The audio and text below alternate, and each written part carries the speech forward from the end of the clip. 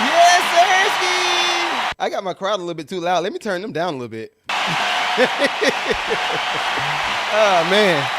Listen, I be looking forward to the week. The weeks don't be coming by fast enough. It's so much stuff. Listen, I feel like I need to do like 2 shows a week. I feel like I should do 2 shows. I feel like I need to do 2 shows because them joints be coming in. Like, the news cycle just be ridiculously fast nowadays. It's just like, oh, my God. Oh, my God. Yo. Bright, what's good, brother? I don't know. I see 4 people in the chat so far, but what's up, everybody? What's poppin'? Listen, we got to talk about Dr. Cheyenne Bryant. We got to talk about Leandria Johnson. We got a lot of stuff to talk about this week. I'm just saying. But let's get the show started, man. This is episode what? This is episode 249. God dang, time flying. Time is flying. Let me get the show started. I had this song in my spirit this morning. Hey, let's go. Hey.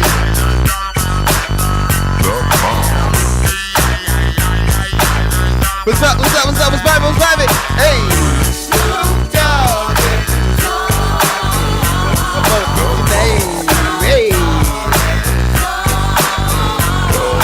The depths of the sea, back to the block, Snoop Doggy Dogg, funky, yes, the doc went solo on that ass, but it's still the same. Long Beach is the spot where I serve my cane. Good morning. But don't lose your grip. Hey. This ain't the years in for me to fuck up shit. So I ain't holding nothing back. And Big Rob, what's up? Watch your mind. It's like that, and as a matter of fact, cause I never hesitate to put a nigga on his back. Yeah, so keep out the manuscript. You see that it's a must-be truth moment. I don't know how to feel about the whole rat-a-tat-tat. I think that is dated badly. It's not a good rat-a-tat-tat on that brat.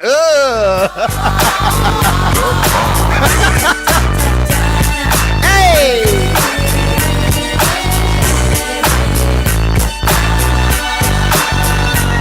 It's the bow to the wild, creeping and crawling, Yiggy yes yo, and Snoop Doggy Dogg in the motherfucking house like every day. Dropping shit with my nigga Mr. Dr. Dre, like I said. I'm just saying, rat-a-tat-tat aged terribly, is it?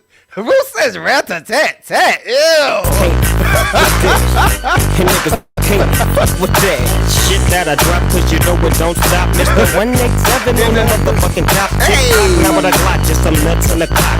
Robbing motherfuckers, and I kill them blood cops, and I You know what? I just figured it out. Rat-a-tat-tat is there. It's the old school version of the trap rappers. I think that's what that was. Like, what's a rat-a-tat-tat? Cause I'm Snoop Doggy. Hey!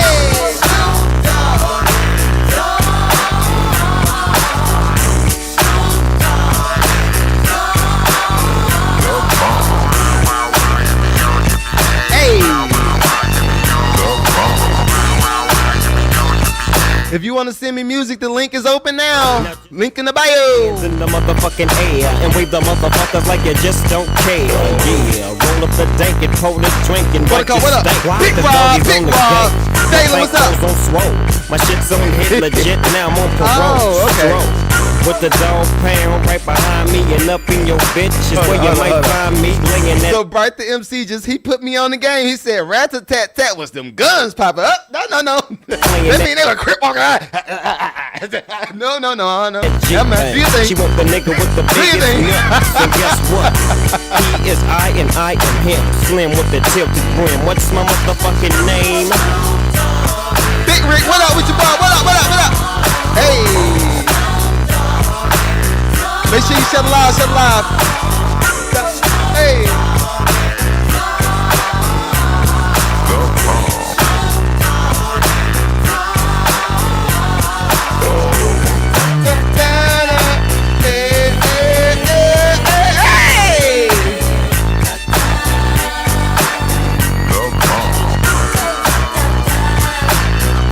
What are new rappers that could do this and perform this at festivals? Where y'all at?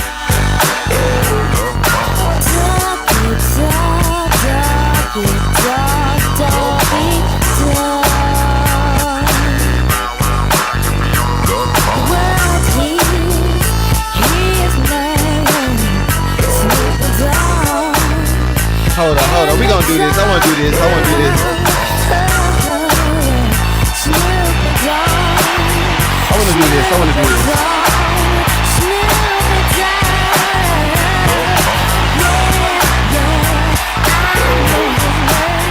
All right, check it out.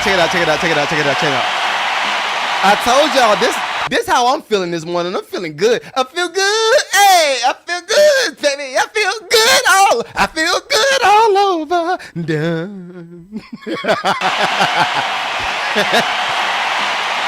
Yo, I'm in a celebratory mood for no reason. It's just I'm high on life. I'm high off life for real. So I wanted to bring some joints out and just put some light on the hit records. Why did we call these hit records? This is in 1993, y'all. The records that I'm playing is between 93 and 96. Now I am gonna go to a little bit of 50 because it's the same lineage. Shouts out to Dr. Dre and everybody else. I'm learning not to be messy. I'm learning. Same lineage though. Same. I'm serious, nigga. What y'all niggas got? Classic. Hey, baby. Get some bubble gum in this motherfucker. Something. All right, Bright. I'm gonna be looking for you. Study long. Rick said, "Volcano, let's go." Oh, let me put y'all on the screen. My bad. With so much drama in the LBC, it's kinda hard being Snoop D or Double G. But I, somehow, some way, keep coming up with funky ass shit like every single day. May I kick a little something for the G and make a few wins as I breeze through. Two in the morning and the party still jumping cause my mama ain't home. I got bitches in the living room getting it on and they ain't leaving till 6 in the morning. So what you wanna do? Shit, I got a pocket full of rubbers and my homeboys do too. So turn off the lights and close the doors. But what? We don't love them hoes. Yeah. So we gon' smoke an ounce to this. G's up, hoes down, while you motherfuckers bounce to this. Rolling down the street, sucking in dough, sipping on gin and juice. Laid back. With my mind on my money and my money on my mind. Rolling down the street, smoking in dough, sipping on gin and juice. Laid back. With my mind on my money and my money on my back. mind. I got me some Seagram's gin. Everybody got their cups, but they ain't chipped in. Now this type of shit happens all the time. You gotta get. You know what I realized? You can't help but walk on some of this music. yours, but fool, I gotta get mine. Everything is fine when you can't help it. It goes with the record. You got to do it. And this is a water. This is just a cup. This is a cup of water. Ain't nothing in my cup. But you got to hold your cup and you got to do the walk with the D.O.G. I got to cultivate and music that be captivating he who listens to the words that I speak as I take me a drink to the middle of the street and get to mackin' to this bitch named Shady. She used to be the homeboy's lady. 80 degrees when I tell that bitch please raise up off these NUTs cause you get none of these at ease.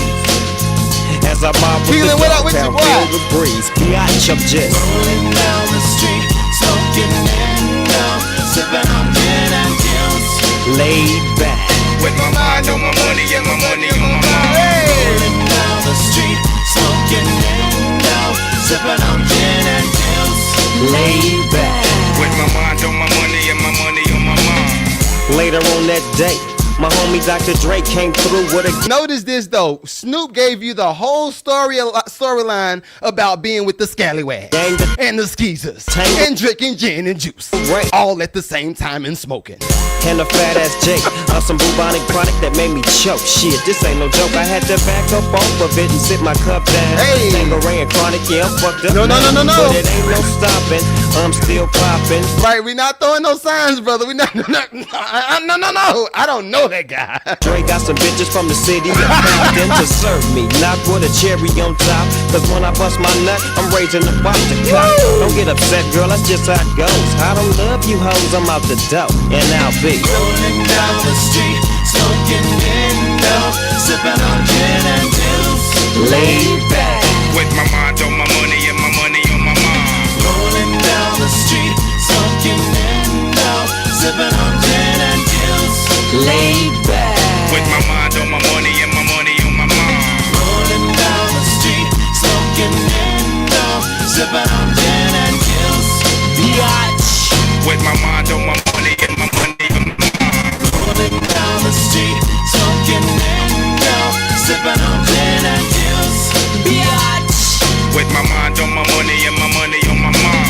Hey, listen, I love that. They ask me why I'm still in the. Oh, wait. I wanted to do this.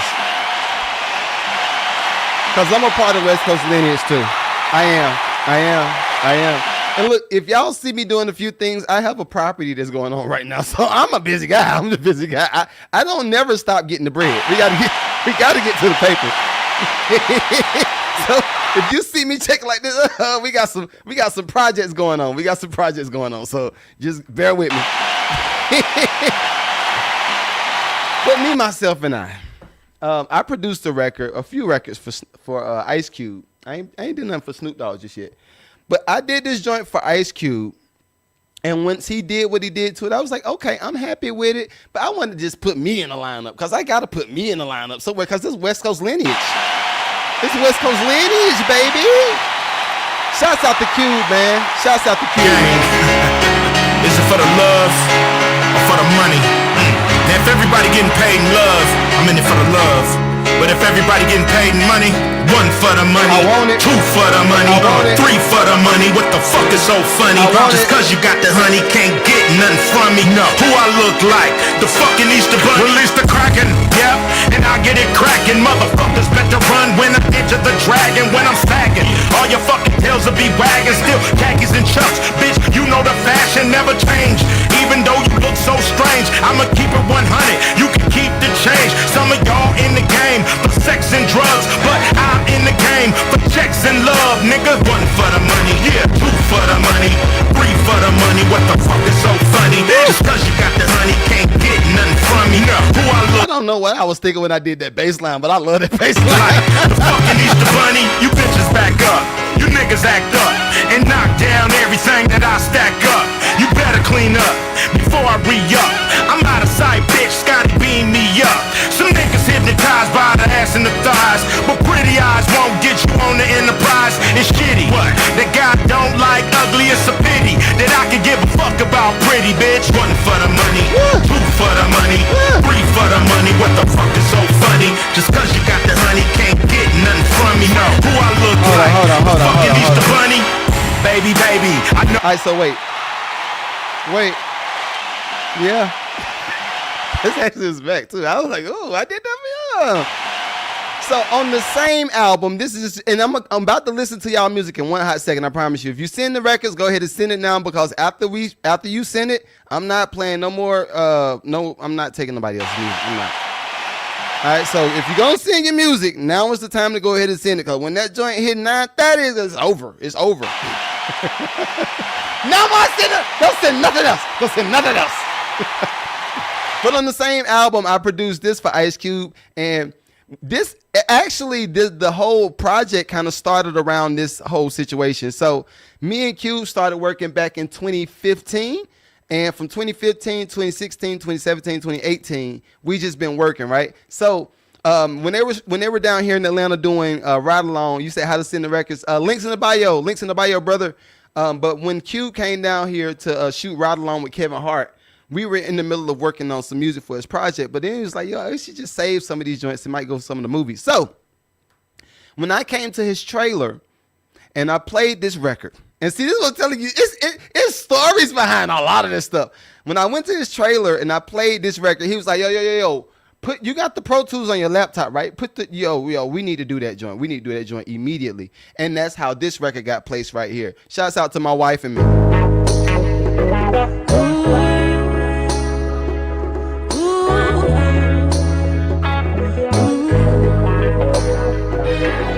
When the cold wind blows in the heart of the city and I'm gone, I know the streets will shed tears for me.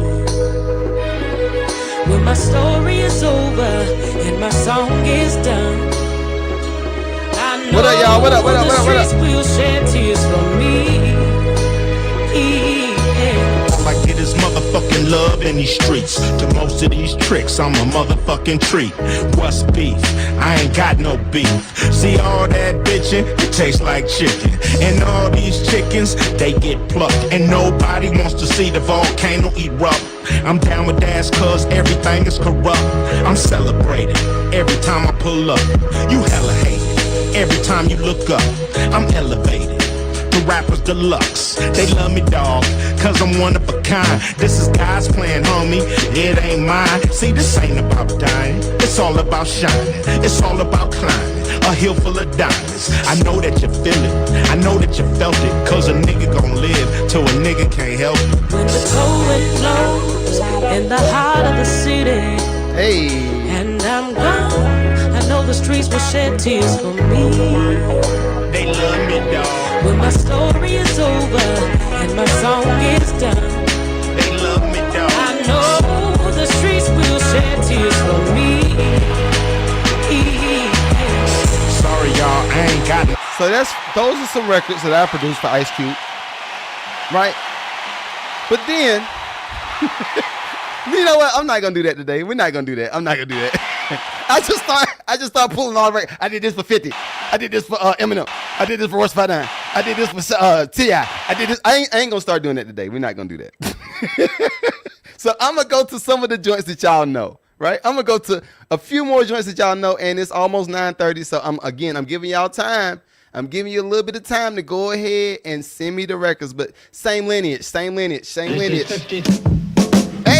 I don't know what you take me for. I really don't play that shit. I ain't got to get you hit. I get out myself and spray that shit. I gotta hit your trigger finger, nigga, it's killing me. Not to spray this shit. I got enough ammo shots to blow up, put all in a motherfucker out this bitch. I know to reload when you get hit. I suppose you gon' be strong enough to take this shit. I ain't gonna front. I missed this 50. I don't know where he went. You get too much money. When you get money, it just starts to change things. You get too much money. Ride round with a chrome 4 pound. Can you see through the limousine tins? I suggest the gap once I get the kicking up dust for the chicks come around here. What up, y'all? Good morning. D-Star, that's a question. My name end up in all types of shit. I be a gangster, nigga, till I die for sure. Whether I'm poor or I'm filthy, real. When I was just talking about I produced 50, I produced Ice Cube, I produced all this. I saw Bright in the chat said, I produced Bright the MC. I like it. What you know about moving that Peruvian flakes for that cake?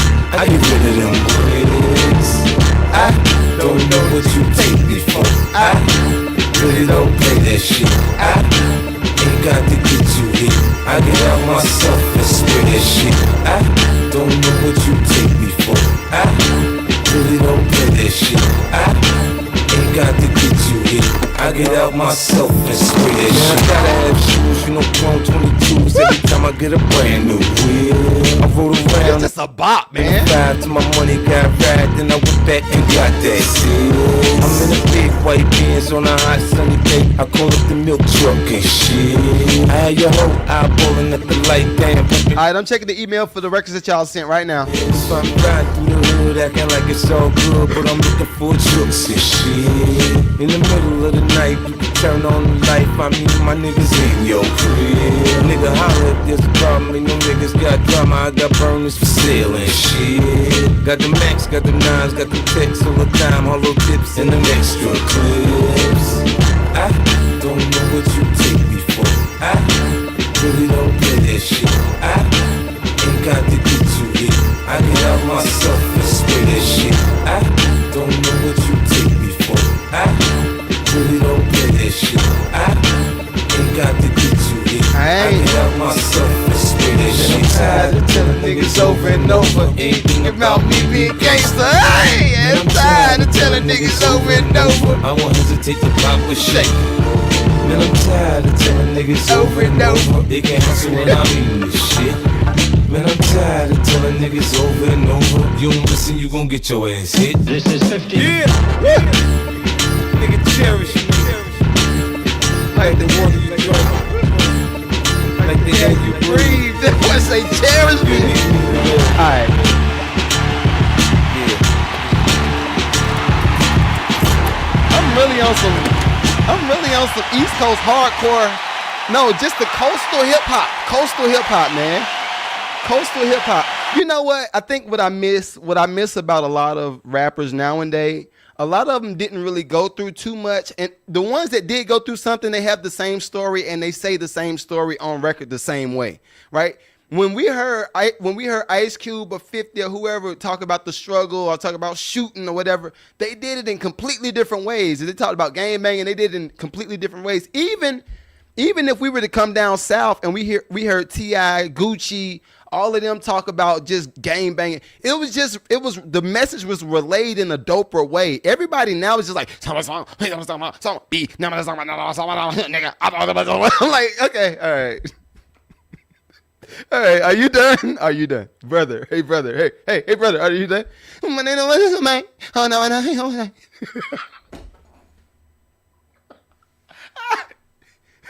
Hey, Magneto. Hey, Magneto, I got something dope for you. Hold up. I want you to hear something. And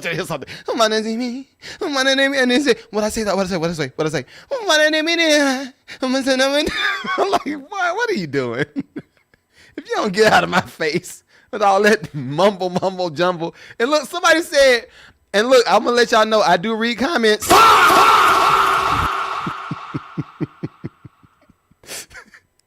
Yeah. I'm gonna let you know.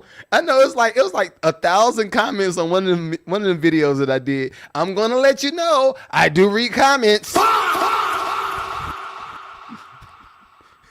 Now I might not respond to you on the wall. I might not, and I'm a Scorpio too, so I'm a little bit petty. So I might not respond to you on the wall, but guess what? This right here, yeah, I do read comments. That's all I'm gonna say. I'm gonna play one more industry record. Then we're gonna get to y'all independent music. How about that? I think we got something. And look, I'm always gonna start with the people that's dope first. And the only people that I know is dope is the people that's in my community. I'm just saying. I gotta go here. If we're talking about coastal hip hop, I gotta go here.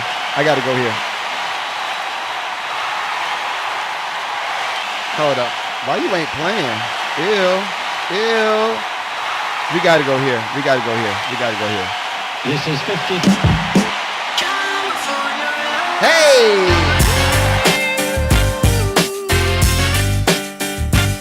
Smacks. California knows how to party. Hold up, man. Right. We gotta get back to it.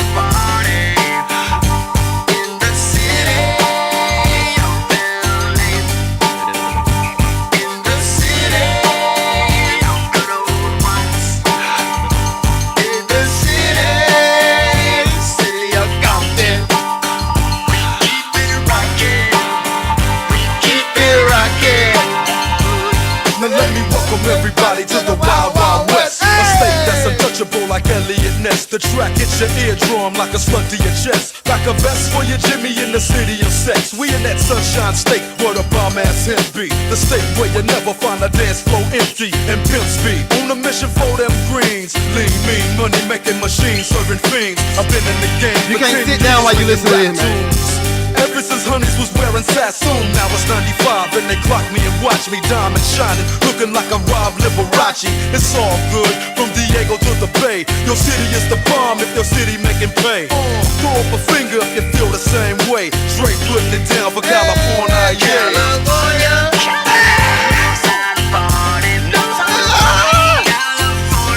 West Coast.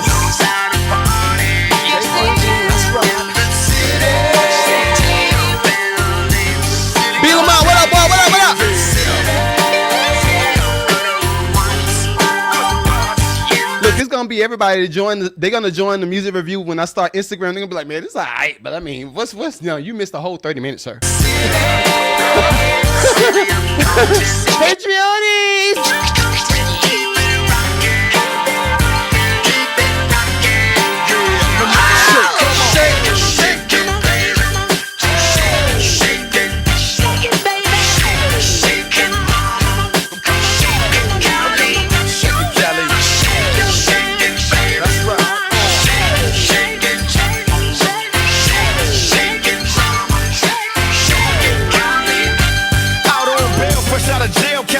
Dreaming. Soon as I step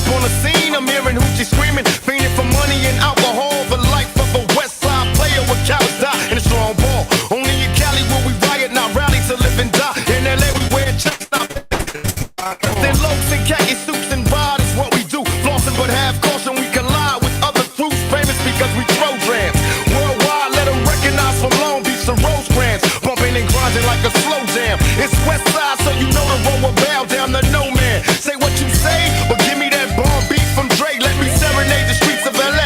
From Oakland to Sacktown, the Bay Area and back down. Cali is where they put they Mac down. Give me love.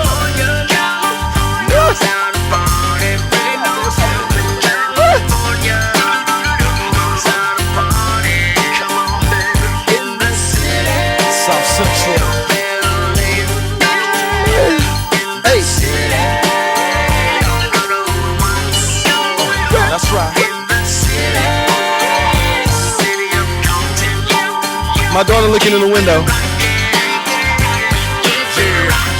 Don't make it shake. Hey, hey. Clean up. Shake it, Cali. All right, I'm about to bring IG into the room. West Coast.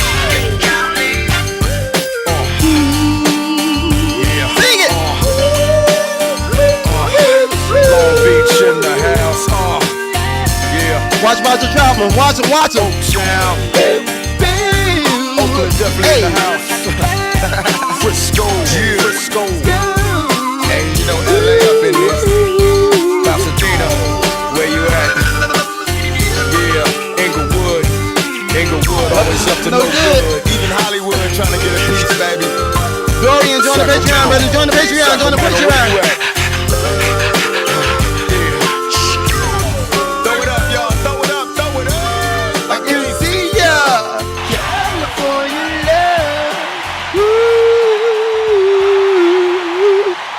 Boy, that's how you do music right there.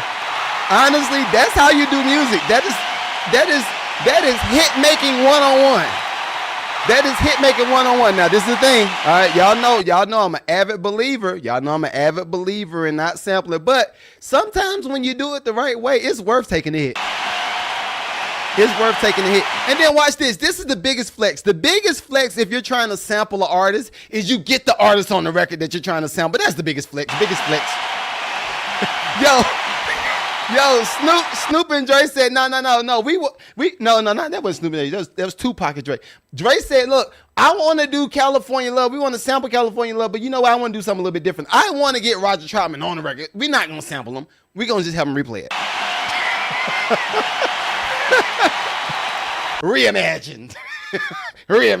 Let me go ahead and give you some more. Let me give you some more royalty periods. How about that?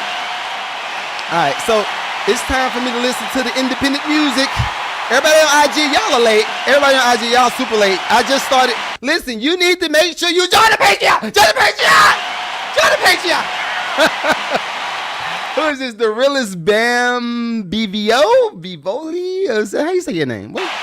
Bam. I'm gonna just say Bam. Homecoming in the middle. What's up? Lamont Chapman was Bobby with you. No, we don't want to use the. Look, I thought my screen said something crazy. I ain't gonna repeat what I thought my screen said, brother. I thought my screen said something about a hole. I was like, oh no. I ain't been watching none of them videos in years.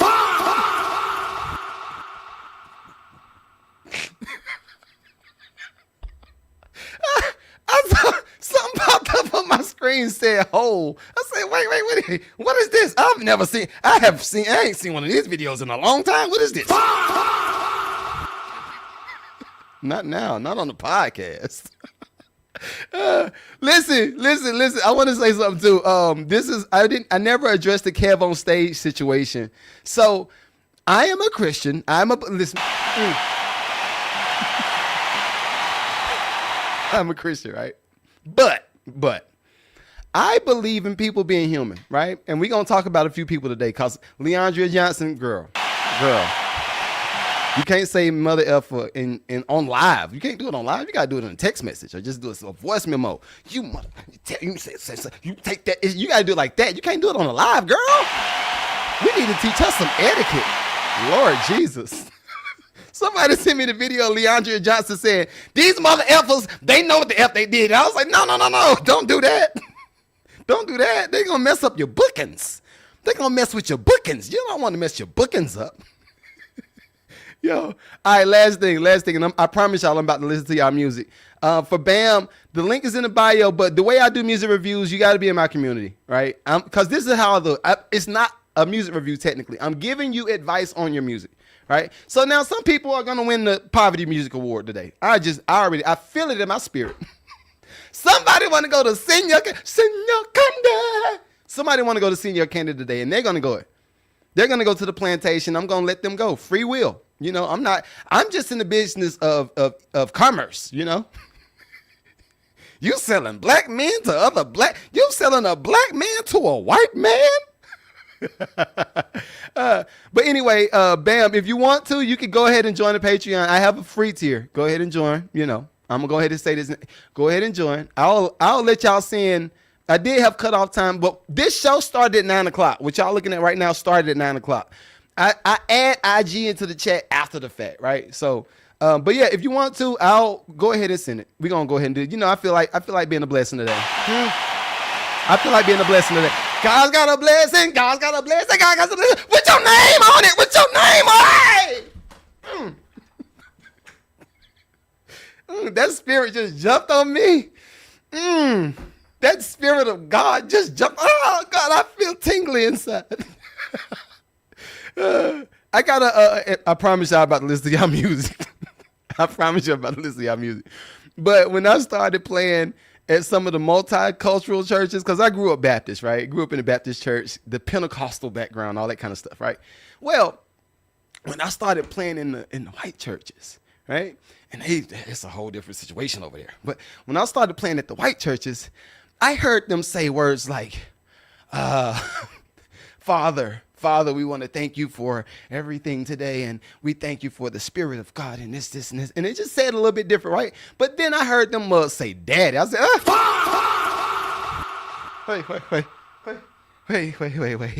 wait. You call God Daddy? I got an issue with that. I'm a man. I got a small issue with that. You want me to close my eyes and say, thank you, Daddy? Girl, no. Bye.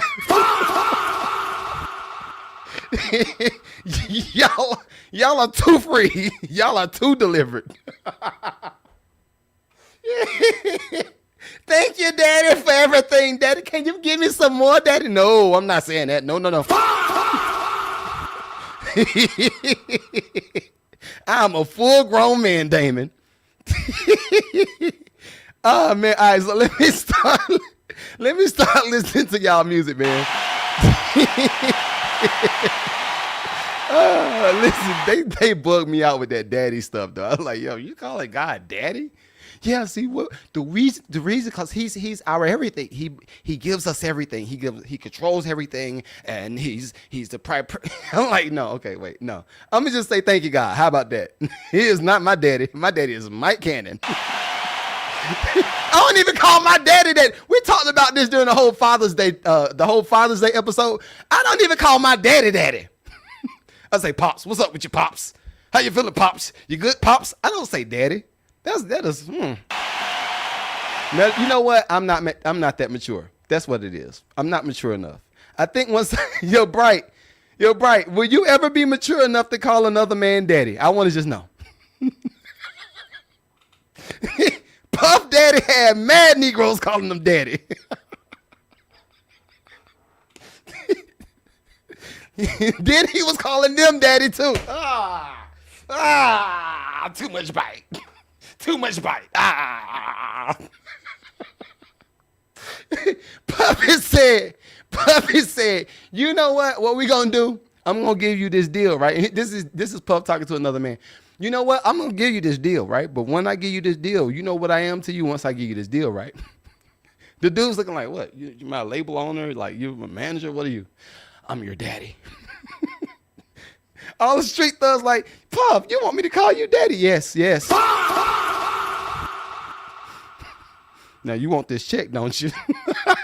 Financial abuse at its worst. All right. You want me to call you Daddy P. Diddy? Yes, I do want you to call me Daddy. Do you want this $1 million or not? Go ahead and say it. Okay, daddy.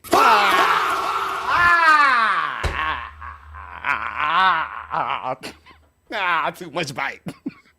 Too much bite. Nah, B. Lamont, it ain't no brotherly love. Oh, yeah, he did try to get that off on us, didn't he? He tried to get the brotherly love stuff off on us. He did. It didn't work for me. I was like, nigga, you are a bad man. Bad man. You are, that's what Jamaicans say, bad man. All right, we're going to start today's music review. Let's see. Bright, you loaded it up. Pause. You got to say pause everything. Loaded it up. Mad pipes. Pause. Everything pause. Let me see what Bryce sent me. Let's see what he sent me. I got things to do, I ain't here no more. I don't come around that much. You can catch me on the go. Why you all in my DM? We ain't never talked before. Wasn't good enough back then. We ain't creeping on the low. Hey, she got revenge on the mind. The product appreciate, know how to sign, but happen to let it discern the God. The very first time to trust in the God. Now like you got a chick on the side. You felt the world was not on your side. You gotta get feelings ahead of the sign. All of us dog with intention to lie. Wait, I got some question to ask. Like back in the day when you treated him bad. He got no call on the girls, but now he asked for a day and you gave him no chance. You wanted a thug who team was sad. Pushing the product, you bought you a bag. Now you knocked up, now he baby daddy. Seen him in years, now you big man. Wait, we gotta deal with the choice that we made. Now you need a man, now you ask for a day. You look at me now. I got a PA system in the studio. How destiny seal your fate. Now you need somebody to listen to you. And bitter or holding the grudges to you. To show me your colors, holding the true. And keep it 100 ain't rocking with you. Wait, I got things to do, I ain't here no more. I don't come around that much. You didn't catch me on the go. Why you all in my DM? We ain't never talked before. Wasn't good enough back then. We ain't creeping on the low. Hey, I got things to do, I ain't here no more. I don't. Yeah, I like that. Let me see what else she sent me. See, people in my community got infinite records to send. Oh, you did this one. I produced this one, y'all. So this is probably for some sync type stuff. So we're gonna see what this is. Let's see.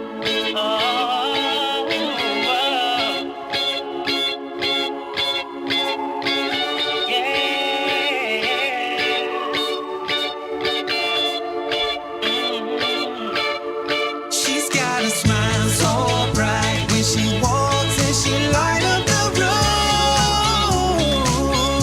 You just gotta know, baby,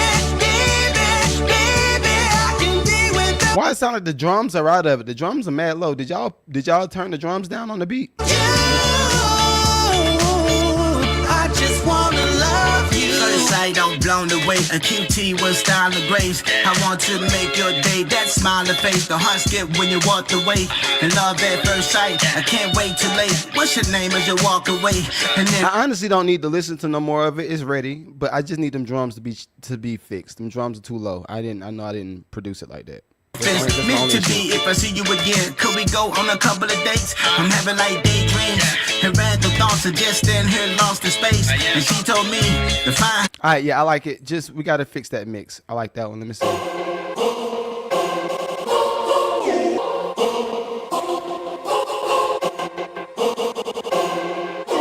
Slip Mix, what up with your boy? Cosby down behind, what up? Speak a language, I'm so fluent in. We can't conversate if it don't make sense. Everything I gain came from hustling. I'm so motivated, can't be broke again.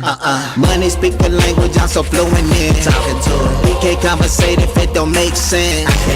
Everything I gain came from hustling. I'm so motivated, can't be broke again. Being in the bank teller got a whole lot of secrets. We got interest in the same money, I can keep it. Me and the fam get away, get life weekend. Spanish speaking, little Bolívar, mommy Puerto Rican. She got a taste for artesian, my little chica vegan. Acquired taste plus that fun, loads of different cheeses. White still gold season, we don't need a reason. I own everything I have, I ain't into leasing. I know everything at hand like I'm palm reading. Ice cubes in my bezel, all about the Benjis. We don't need a thermostat, we in a different region.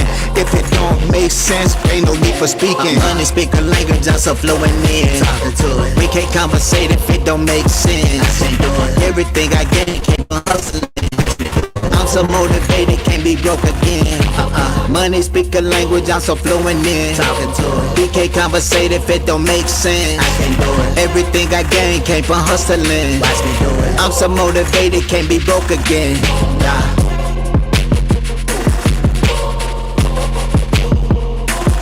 All right, I like all of them. I like all of them. I think my main issue is the one that I produce. Them drums got to come back. I think what happened, and did your boy mix this down? You do that you normally use. I think the bass is too loud.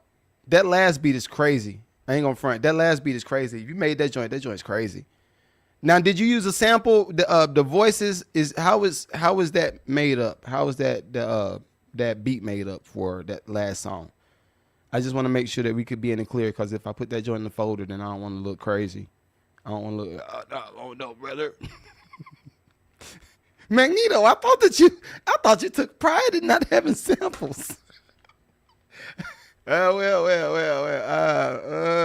I don't know how to explain it. So what happened was, you say you chopped the voice up. All right, cool. You chopped the voice up. I love it. I think all of these can work. I think just the one that I'm on, that the mix got to be better, because the bass is just blaring right now. The bass is forefront, and I think, and you've been doing music long enough. Like, sometimes when the bass is forefront and there's not enough kick, it ain't gonna translate right on record. People are just gonna bypass it. All right, but I love, that last joint was crazy. You produced that. You need like 5 more of them joints. That joint's great. Let me go to PG Brown. Let me see what he got for me. I miss you the first time, won't miss you again. Won't waste no time trying to get you again. I miss you the first time, won't miss you again. Don't waste no time trying to get you again. So don't bet on me being right here. Don't bet on me being right here. You waited in silence, you moved how you moved. I was giving you patience, you were making your move. Said I don't hold no grudges, I just see it clear. What you didn't choose it won't be waiting around here. I missed you the first time, won't miss you again. Won't waste no time trying to get you again. I miss you the first time, won't miss you again. Won't waste no time trying to get you again. So harmony. don't bet on me being right here. Don't bet on me being right here.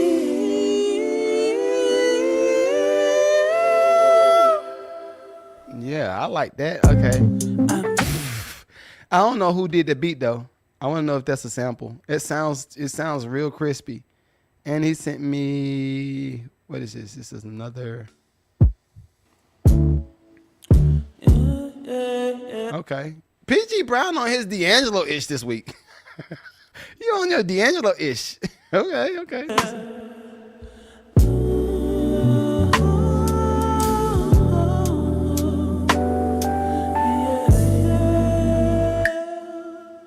Moving like I'm spotless, but my mirror knows the truth. Every word I threw came falling through my roof. I've been calling out the damage like I don't live in the rain. Trying to fix a broken window. I'm partial to this. I'm partial. Window still shakes. Who am I to speak in thunder when I'm scared of my own sound? I've been praying for forgiveness with my fingers still pointing down. Don't throw your rocks at glass houses. This sounds good, but I don't like how it was written. If PG Brown in the chat, where PG Brown at? I like how it sounds. It sounds nice and crispy. I just don't like how it's written. I don't feel like it's written properly. I think it needs to be it needs a little help. Don't throw your rocks at glass houses. What up, Aaron? What up? What you see in other people might be Everybody on TikTok, what's popping? letting out. It rises before it breaks like the truth when it comes out. mercy, don't move in a hurry. I don't like it. I don't like it. I don't. I think my main issue is, see, watch this. See this, now watch this. I got the, hold up. Let me just, I got the voice something to the friends. Hold on, we got light water in the middle. What's up with you, man? What's good with you? I'm gonna bring him on the pod too. But look, I think so. Friends, we need friends to talk to friends. How about that? With PG Brown's record, I'm the voice of reason. I'm the guy that's gonna say that might not be. We might need to change that a little bit, brother. We might need to change that up a little bit. I think my main issue was it sounded great. The beat was phenomenal. The mix was great, but the writing was mid. The writing was mid to me. I'm sorry. PG Brown, you know I love you too. You know I love you in a non-Diddy type of way. in a non-Senior Candy type of way. I'ma never send you to Candyland. I'ma never send you to Candyland. You said, how do you submit? Who's this on YouTube? Who is this? Elijah said, how do I submit, brother? Oh, you're on TikTok too? You're on both? God dang, thank you for the support, brother. Thank you. You know what? It's been growing. Everything is growing, and I appreciate you. But yeah, PG Brown, I don't know about them. I like the first one. The first one was cool. The second one was I think you should rewrite it. I wouldn't put see? And this is why we doing the producers workshop on the 15th right here. This is a prime example. There are certain words that you should not use in hooks or certain words you should not use in the song. Case in point, when I was signed to EMI, that was my first publishing deal. When I was signed over there, and yep, I'm going to say it. I'm going to put, you know what? I'm going to put it all out down there. I'm going to just put it on the road. This is for everybody. I'm putting it out there. This does exist. Some songwriters like, what is this nigga about to say? What is this nigga about to say? I don't know what this nigga about to say. I'm going to put it out there. There is a real Illuminati word list. Now, it's not called Illuminati. That's a heavy one, ain't it? There is a Illuminati list. Yeah. There are certain words that you should be using in hit records. I'm talking heavy. On this list, when I was signed to a certain label, I already said the label. It's like, I'm going to have to just bleep this part. Oh, this part never makes YouTube anyway. This is only for Patreon. Got him. This whole hour of music reviews is only for Patreon. It never hits YouTube. But when I was signed to EMI, there was a list of phrases and list of words and a list of this is this. And if you want to write a hit record, you should use a certain amount of these words. You should use a certain amount of these phrases. This phrase is this. Like, y'all know how you might hear a lot of songs that say songs with tonight in it, right? Simple stuff like that. I'm gonna tonight. Tonight we are young. It's a reoccurring word and phrases that constantly goes through hit records. When you use those records, when you use those phrases or when you use those words, it is almost like an endorphin that hits in people's brain and say, "Oh, this is a hit record. I never knew this. I never knew I needed this record in my life." All of that stuff. You know what? We're going to talk about it. Yep, on the 15th, make sure you join the producers, the Masterclass. Yeah, we're going to talk about it. Yeah, true story. And what I might do is actually give y'all the list. Ooh, I'm talking heavy. They going to be mad at me for this one. But yeah, there are certain words, certain phrases that work in hit records. If you don't know, you don't know. So I'm tired of letting folk hustle backwards.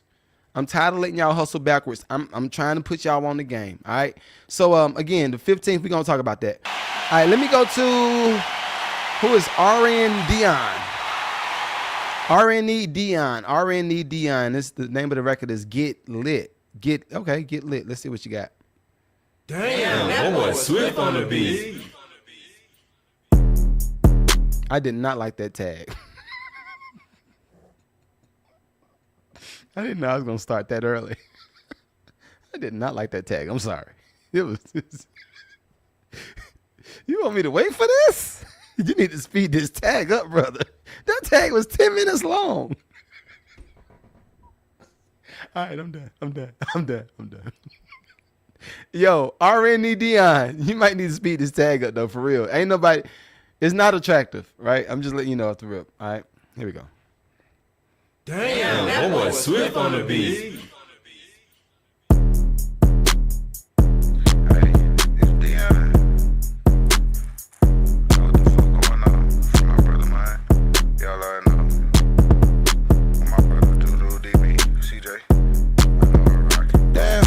See what the fuck is the move. Get the weekend started, you know what to do. You can't get lit, you can't hang with the crew. We steady turning up and jumping on roofs. Yeah, you see me get lit with the squad. Family, yeah, you see me get lit with the squad. Yeah, you see me get lit with the squad. Yeah, you see me get lit with the squad. Too real talk, better know how to play it. Too patient with money, I'm tired of waiting.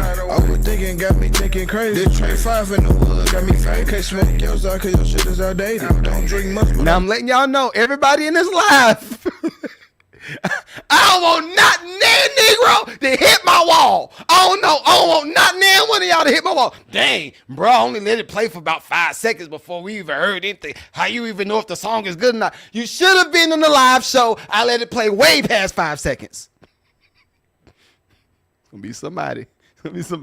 Man, you don't even know if the joint was good or not. All right. I'm telling you. I do read comments. Don't need a chase. Never talk about money that's under the table. Only got 3 shows, you ain't got no cable. Hey, you see me get lit with the squad. With the gang. You see me get lit with the squad. With the fam. You see me get lit with the gang. That's the gang. You see me get lit with the family. Stop playing with me. You can come to the shop with this. All right, let me go to his other one. He sent 2 records. See, I'm more than willing. Listen, Bright, they gonna learn. I am one of the people that actually love you in a non-Diddy type of way. You got to say that every time, because y'all be clipping stuff up. So I got to make sure I say stuff so y'all don't be clipping me up. Because I'm like, yo, yeah, I said I love you, but in a non-Diddy type of way. Now, if you love me in a Diddy type of way, now that's a whole different situation. I can't help that. That's you. That is your output.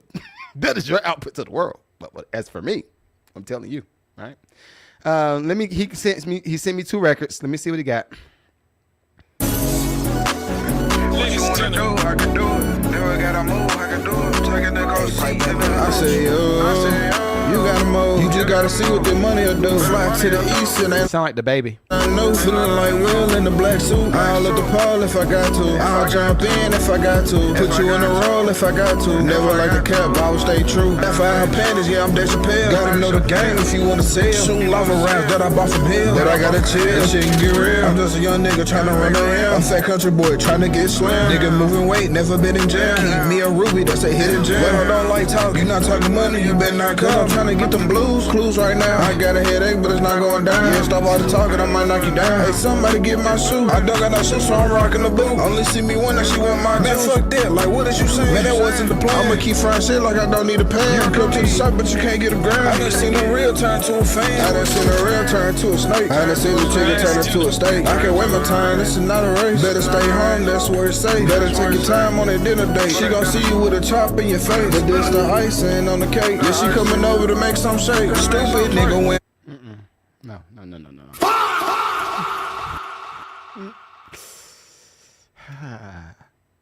I want to understand. You know what? Let's do this. I'm in a position of learning today. I want to learn more about you. How about that? Hey. I'm gonna tell you what I was about to do. I'm gonna tell you I was about to sell you the senior candy.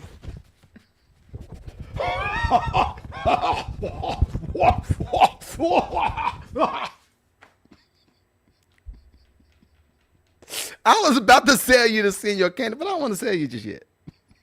I want to hear you out. I'm in a space of learning. See, Bright, I'm trying to learn. I'm trying to grow. I want to learn. I want to grow. There's somewhere you want to go so everybody knows your name. All right, so before we sell you the senior candy, hold on, I just saw Trey Kelly in the building. What's up, Trey? What up you? Before I sell you the senior candy, I got a few questions for you. What is the goal that you're trying to, what's the goal that you're trying to reach from this music? What is the aim, right? Because what I hear every week, I promise you, every week I hear oxycodone. Every week, what's the new drug? What's the new drug? Fentanyl. Every week I hear fentanyl in the raps. You don't know that people die from this drug, right? You cutting the weed with the Fenty? What are you doing, brother?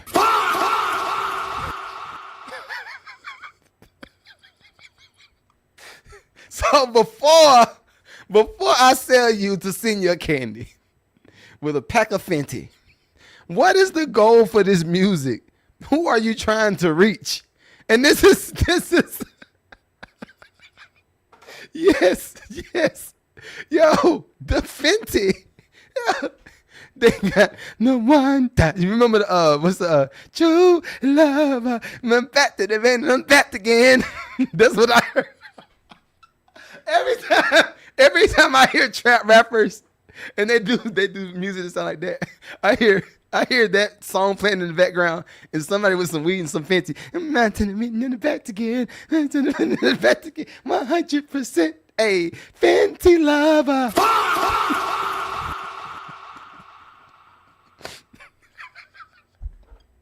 All right, so and see, watch this. You did not pay for the music review in the first place anyway. And this is why Bright said crystal meth. It's all of it mixed up together. Hey, you better stop doing it because you're going to blow your house up. If you blow your house up, they're going to say, I think that boy was down there in that basement doing some drugs.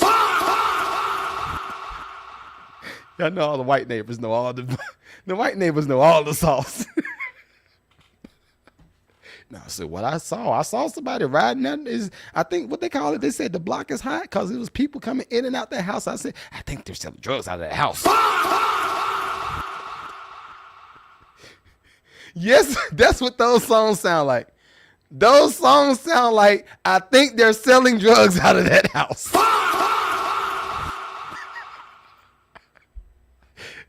See, and this is why I be wanting people to just go ahead and join the community and pay for the music review. Well, I would rather you join the community instead of just paying for the music review, right? Why? He's not even here to get the feedback.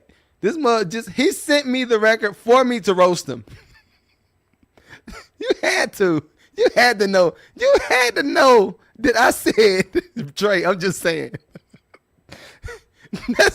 That music sounds like, I think that boy's selling drugs in that basement.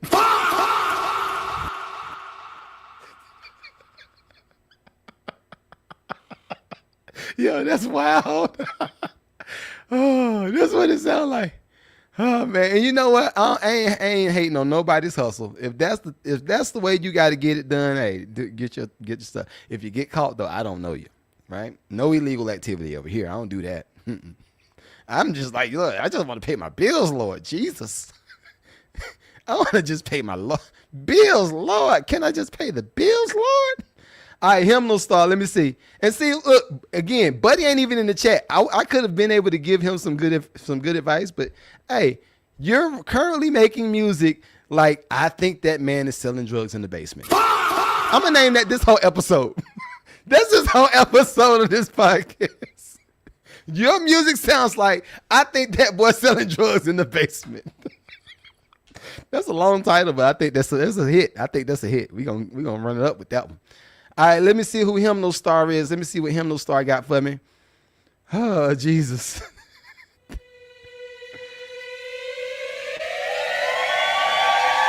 Okay.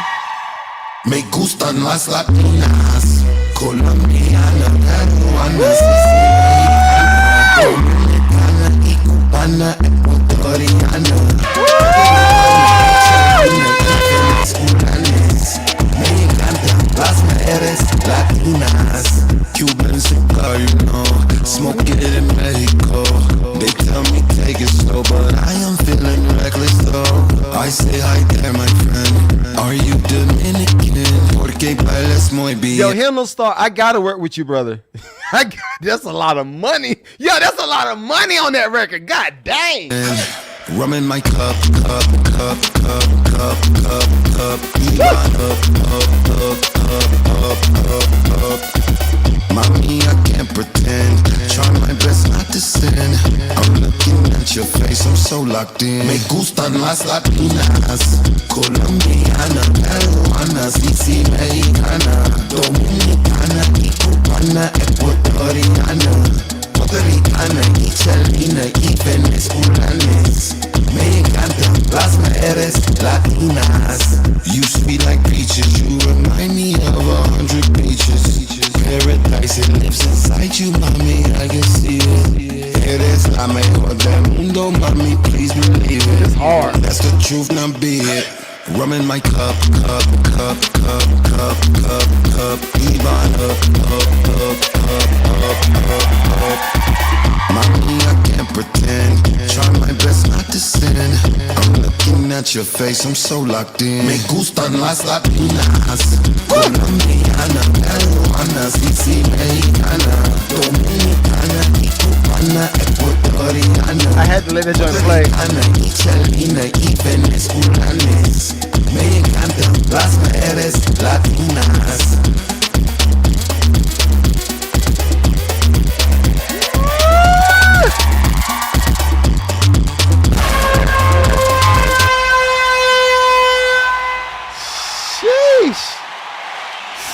What the F was that? Hold up, hymnal star. I pray to God hymnal star in the chat. See, you ain't pay for your music review either. See, y'all gonna stop playing me. Y'all gonna stop playing. You know what? I'm feeling abused. No more music reviews. See, what if I did that? What if I was like Diddy and said, you know what? Studio closed. Nobody can come into the studio. We're done. Studio closed. Hymnal star. This joint is ridiculous. Wow. I've been needing somebody like you in my community for real. Like on some sync stuff for real though. On some sync type stuff. I've been needing somebody like you in my community. You're fire. Now, see, watch this. Trey, I'm about to teach him something. This is when y'all be trying to put a disclaimer out before you do any type of when you want somebody to hear your music. And you do like this disclaimer, you say, well, you know, it ain't really mixed and mastered just yet. I mean, you know, I'm going to send it to you. Well, I'm going to send it to you, but I'm just letting you know it ain't mixed like I need to do. I got to mix and master. I'll be like, come on, brother. A record is a record. Either it's trash or it is fire. But this right here is boy fire. Boy, fire. Hymnal star, let me see where he at. He said, I did pay. Oh, see, look at you. know what? You just proved my point again, brother. Hymnal star said I did pay. You just proved my point again, Lord Jesus. I don't know. It's like God keep on proving. God keep on making a way. Hey, making a way. Keep proving itself and making a way. That's how the old people in church be moving. He proving himself and making a way. It's your season. It's your blessing. Yeah. You said he joined, man. Come on, man. Come on. Hymnal star, you're dope, bro. So this is the thing. I don't think that the mix was all the way like it should be just yet, but that record is fire. Yo, Bryce said Mildred. Miss Mildred and them, Miss Mamie. Miss Mamie be making them cakes. Like, oh, Miss Mamie, I know you used to be fine back in the day. Miss Mamie used to probably be having them cakes and giving them cakes. Oh. Miss Mamie, I didn't even know you were so thick. Miss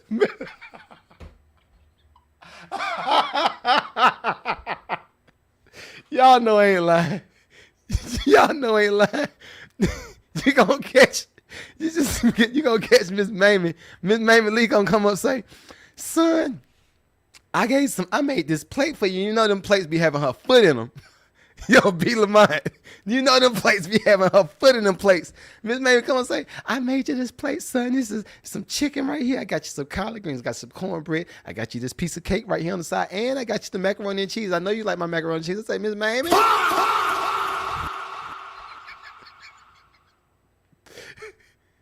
And you can tell when Miss Mamie got the sauce for you. You can tell. Miss Mamie come up. She start scrolling on her phone. Say, yes, I did this. I did this right here. And she show you. Say, wait, Miss Mamie, is this you in 1954? Yeah, baby, that's me. I used to be. So I said, you used to be thick. That's what you used to be.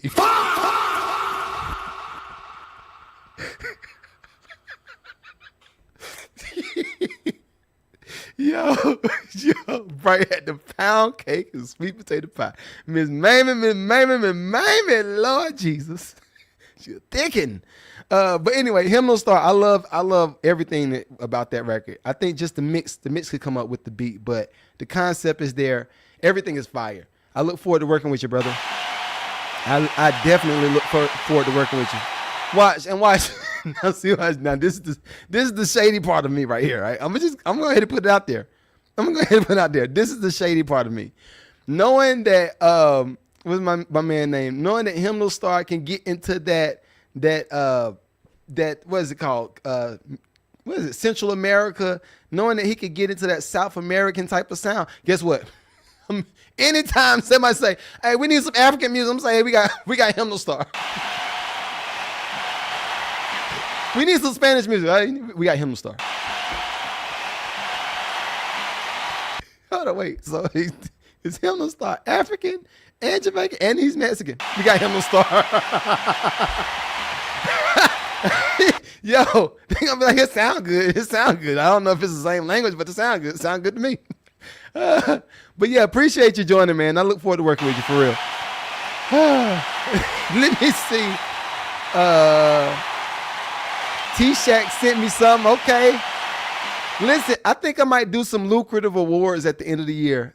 Bright kind of gave me Bright, you kind of initiated this idea because I've been thinking about B. Lamont. That dang on B. Lamont definitely. If we do some type of awards the year, I'm definitely gonna give B. Lamont like most improved. Like he's becoming a fire artist. Like one of my favorites for real. Like it's just dope. It's just dope. So anyway, let me see what T-Shack sent me. Let me see what he sent me. It's loud. Damn, who did this beat? DJ Chico Brown, what up?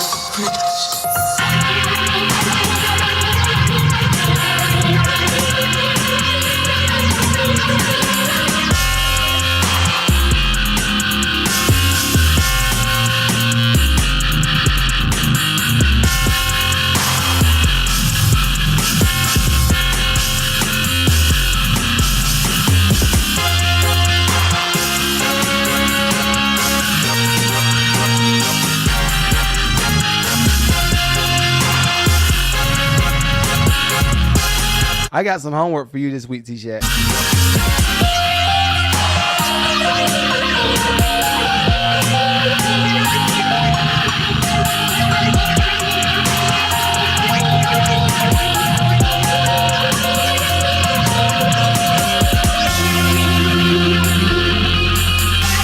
All right, let me listen to the other one.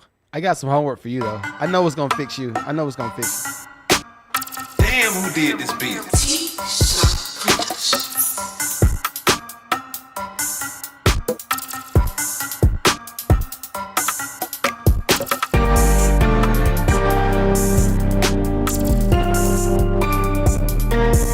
A lot better.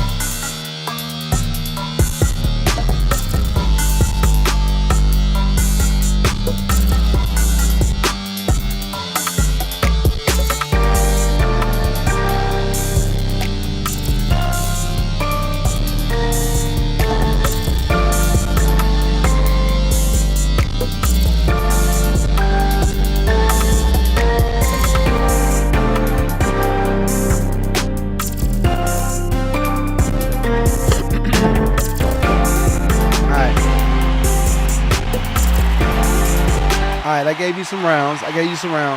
So, T-Shack. Now, I think you're approaching your producer journey. Like I'm gonna say you probably about 70% there. You're about 70% there. So what I want to challenge you with this week, because I think you're doing a lot of what I used to do when I first started producing. I think you're adding too many sounds in certain records. So when you add all of those sounds, of course, in our producer brain, it makes it feel like the song is thicker, like it's a richer sound when you add more sounds. I want to challenge you to make a few beats. Try to do like 10 beats this week with just 4 sounds. That's it. Try to do 10 beats this week with 4 sounds. That's it. Don't change up. And the 4 sounds could be the same sounds over and over, and you just trying to redo, like figure out other ways to flip it. But I think as a producer, the faster you can learn to do more with less, I think that's going to take you to a whole nother level. I think right now you're still adding, like case in point, back in, I'm going to say probably about 2004. Yeah, about 2004, 2005, right around that era. I used to try to stack sound on top of sound on top of sound on top of sound on top of sound, right? But a lot of the times when you stack the sounds and you start to like fill it up, it starts to get crowded. And I think even with like the first record, I would start to, if you're going to use a sample, right? And this is something that I learned from Havoc. Whenever you use a sample, try to give a certain part of the sample a different frequency, right? So if you're going to do, case in point, the guitars, like I'm going to tell you exactly how to fix this beat right here. Where you at? T-Shack. I like your tag is dope. Buddy tag's like, yo, my boy tag was like, my name is my boy, and I have been walking through the door for 5 years, and you about to listen to my beat. My beat is dope, and you know, when you listen to it, just let me know what you think, but I think this joint is dope. This beat is presented by me. Let's say, this your tag? Too long. You got a whole paragraph for your tag, brother. You got to figure that out. But like, when you do, like this first beat that you did, right? Damn, who did this beat?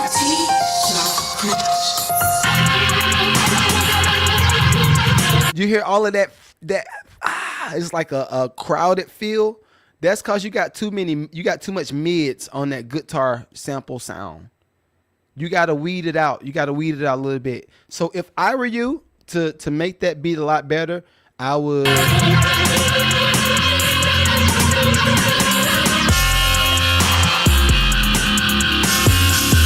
You probably need to bring them guitars that bail, all of the extra sounds, bring them down probably about 4 dBs. Once you bring them down about 4 dBs, now you need to trim the mids out of that guitar part and trim the lows out of that guitar part.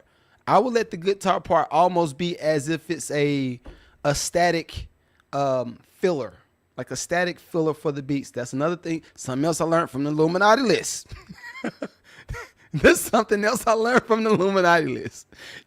So it's just certain things that I think you could do. But again, even with that, we're going to talk about that on the 15th. Please, everybody that's in the community, the 2 masterminds that I'm doing on the 15th and the 22nd, it is free for y'all. I'm mainly doing these masterminds for y'all, right? Now, I just opened it up to the public so everybody can get a little piece of it. But this is primarily for y'all. So please make sure y'all tap in and watch it. I made it easy for you. You know when I'm doing it? It is going to be the same time as a podcast. I'm just doing that in place of a podcast.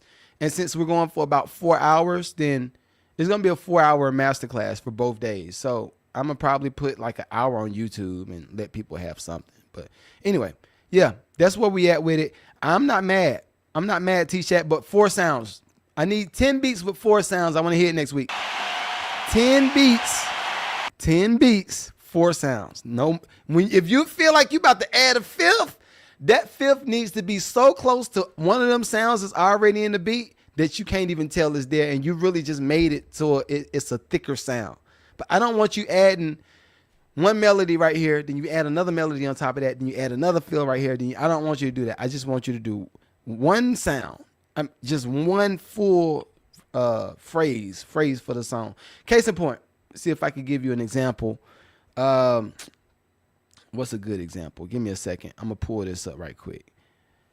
And this is, I'm gonna give you an example of a song that's matter of fact, if you look at California Love, that's a perfect example. California Love has, it's one melody through the whole beat. And there are no others. The only other things is like at the end of a phrase to build us into the hook, or it's at the end of a phrase to get out of the verse, right? Case in point, this is the whole beat, right? If we play California Love, this is it.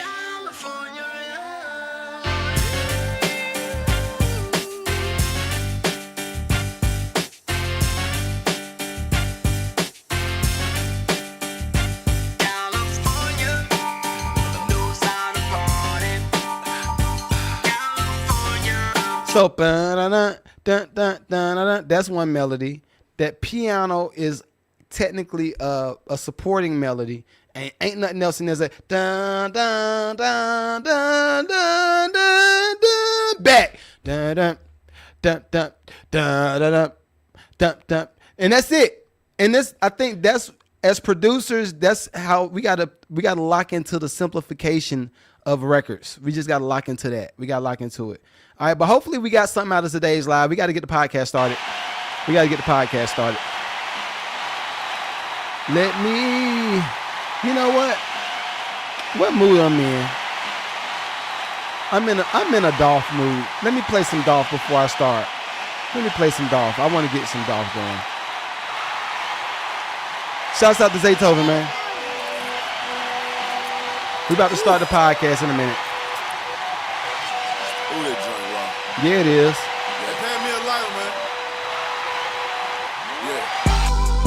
Hey, let me turn it up. Hey, I'm in a booth right now, right? Yeah. And I look around and I finally realize that I turned myself to a motherfucking self-made millionaire, you dig? Even with this is dun dun. It's one main melody. That's all it is. Everybody love me except for one group of bitch ass niggas. Hey, don't play with me, play with your bitch. Let's go. Don't play with me. Don't do that. Play with your bitch. Young nigga on some multi-million-dollar shit. Fur coat, $500,000 worth of ice on. Lit up like a nigga cut the Christmas lights on. Why the fuck do you be so fresh, dog? Why you keep your foot on these niggas' neck, dog? Cause we at the top, but we really from the bottom. Tell that pussy fuck 'em, and that's how I feel about 'em. Heard your intro, your last 2 mixtapes. I hear you slick dissing, but that shit lame. All that make believe rapping about cocaine. Don't play with me, ho, got it, you a hoe, man. Hey, you went from my biggest fan to my biggest hater. Begging me to sign with you, but I had too much paper. Still that same nigga that used to front your big brother. Found out he a bitch too, now I call him your big sister. Bitch, you still that same nigga that was beefing with a dyke. But you a gangster though. I cannot Yo, you know what I just realized about myself? I'm so positive, but I love the most hardest music ever. take you serious. They said them pussy niggas on your team earn your draw. They say you make them pussy ass niggas call you boss. But they can't call you king because that's Dolph. I can't drink all that 2 liter because that's raw. The streets hours. That new 488 came with a lot of power. My little niggas begging to let them sisters scatter showers. Don't play with me. Play with your bitch.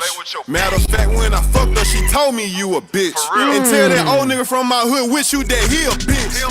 You make the city look bad, that's the truth. Fuck nigga, I be in North Memphis more than you. I shot my first 20 videos in my hood. Trap, you a puss, I heard they never see you in your hood. Nigga, quit playing. 10 M's up, what the fuck? I'm just saying. Oh, you must be mad cause they call Memphis Dogland. On Meta Super Bowl, my money on the fountain cans. Hey, you big head motherfucker, why you hating so much? Oh, I forgot you came up rapping, dissing 3-6 Mafia. I slick dissing and dodging me, nigga, let's get it poppin'. Oh, pussy ass nigga. Oh, pussy ass nigga. Was talking about me in your song prior to the side. Found my number in her phone and it hurt your pride. I'm sorry, bro. Yeah, you found my number in her phone and it hurts so your pride. disrespectful. When they hear this shit, they gon' play it 5 times. Got a lot of foreign cars that I get too high to drive. Don't play with me. Do that. Play with your bitch. Don't play with me. Nah. Play with your bitch. So I told myself a long time ago, right? I said I ain't gonna. Yo, this is one of my favorite records in the world, y'all. For the same shit. You know, and your whole pussy ass team know, nigga. I've been sparing your bitch ass for the past 5 years. I have. You know that shit, man. Come on, man. CM who? CMF, the cocaine music faggots. Oh, I can't say that. Can't say that, dawg. I know. You know. The whole motherfucking city know. You's a bitch. Don't play with me, man. Play with your bitch. This ain't what you want. It ain't. I'm the same little nigga, bro, that was helping your big pussy ass brother put food on the table when you wasn't fucking with him, bro. Put it like this. Hey, yo. Yo, how he talking right now is how he wanting to talk to people, but I'm respectful. He's mad disrespectful on this record. You was around in the city beefing with a dyke, my nigga. I don't know no gangster to beef with motherfucking dykes, my nigga. That motherfucking saw that touchdown, reloaded, all that shit, whatever the fuck it was, nigga. Nigga, you was talking about a dyke, nigga. Nigga, you a beef with a dyke out there in North Memphis, where you from, nigga. Nigga, you a bitch, nigga. He's so mad. I'm disappointed in you. He's so mad. Don't play, man. You know what's up with me. Tell your fat ass big brother, man, I say this.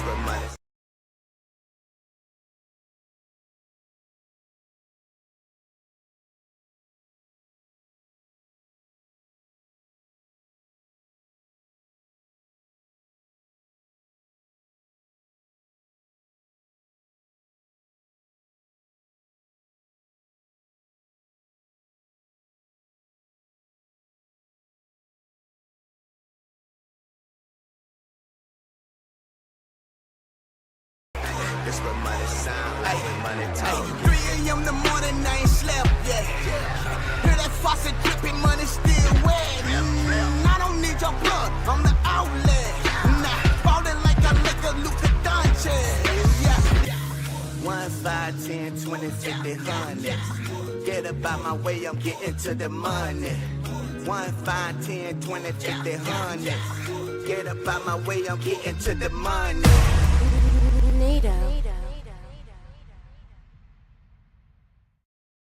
Welcome back, hey, welcome back, smoke that crack. No, don't do that, don't do that, don't smoke no crack, don't do it.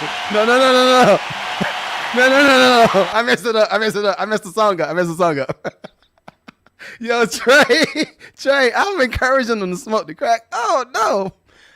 You know what? I have heard that crack is a powerful drug. I have heard it. But anyway, welcome to another episode of the Mad Lucrative Podcast. I am your host, the one, the only Magneto 7 here in the building. This is episode 249. God dang. We are creeping up. We moving on up to the east side. Moving. You know what? Miss Mamie probably used to be thick when the George Jefferson was out. Miss Mamie probably like, ooh, I like you, George. I'm starting early. I'm starting too early. But this episode is... I did this chill. But this episode is brought to you by the Team Boxing League. Listen, if you have never seen a Team Boxing League event in your city, this is one of the fights where all of the people on the team are fighting for one cause. I'm almost making it sound like it's the X-Men, but they're all fighting to get that one win. Now, this is what happens.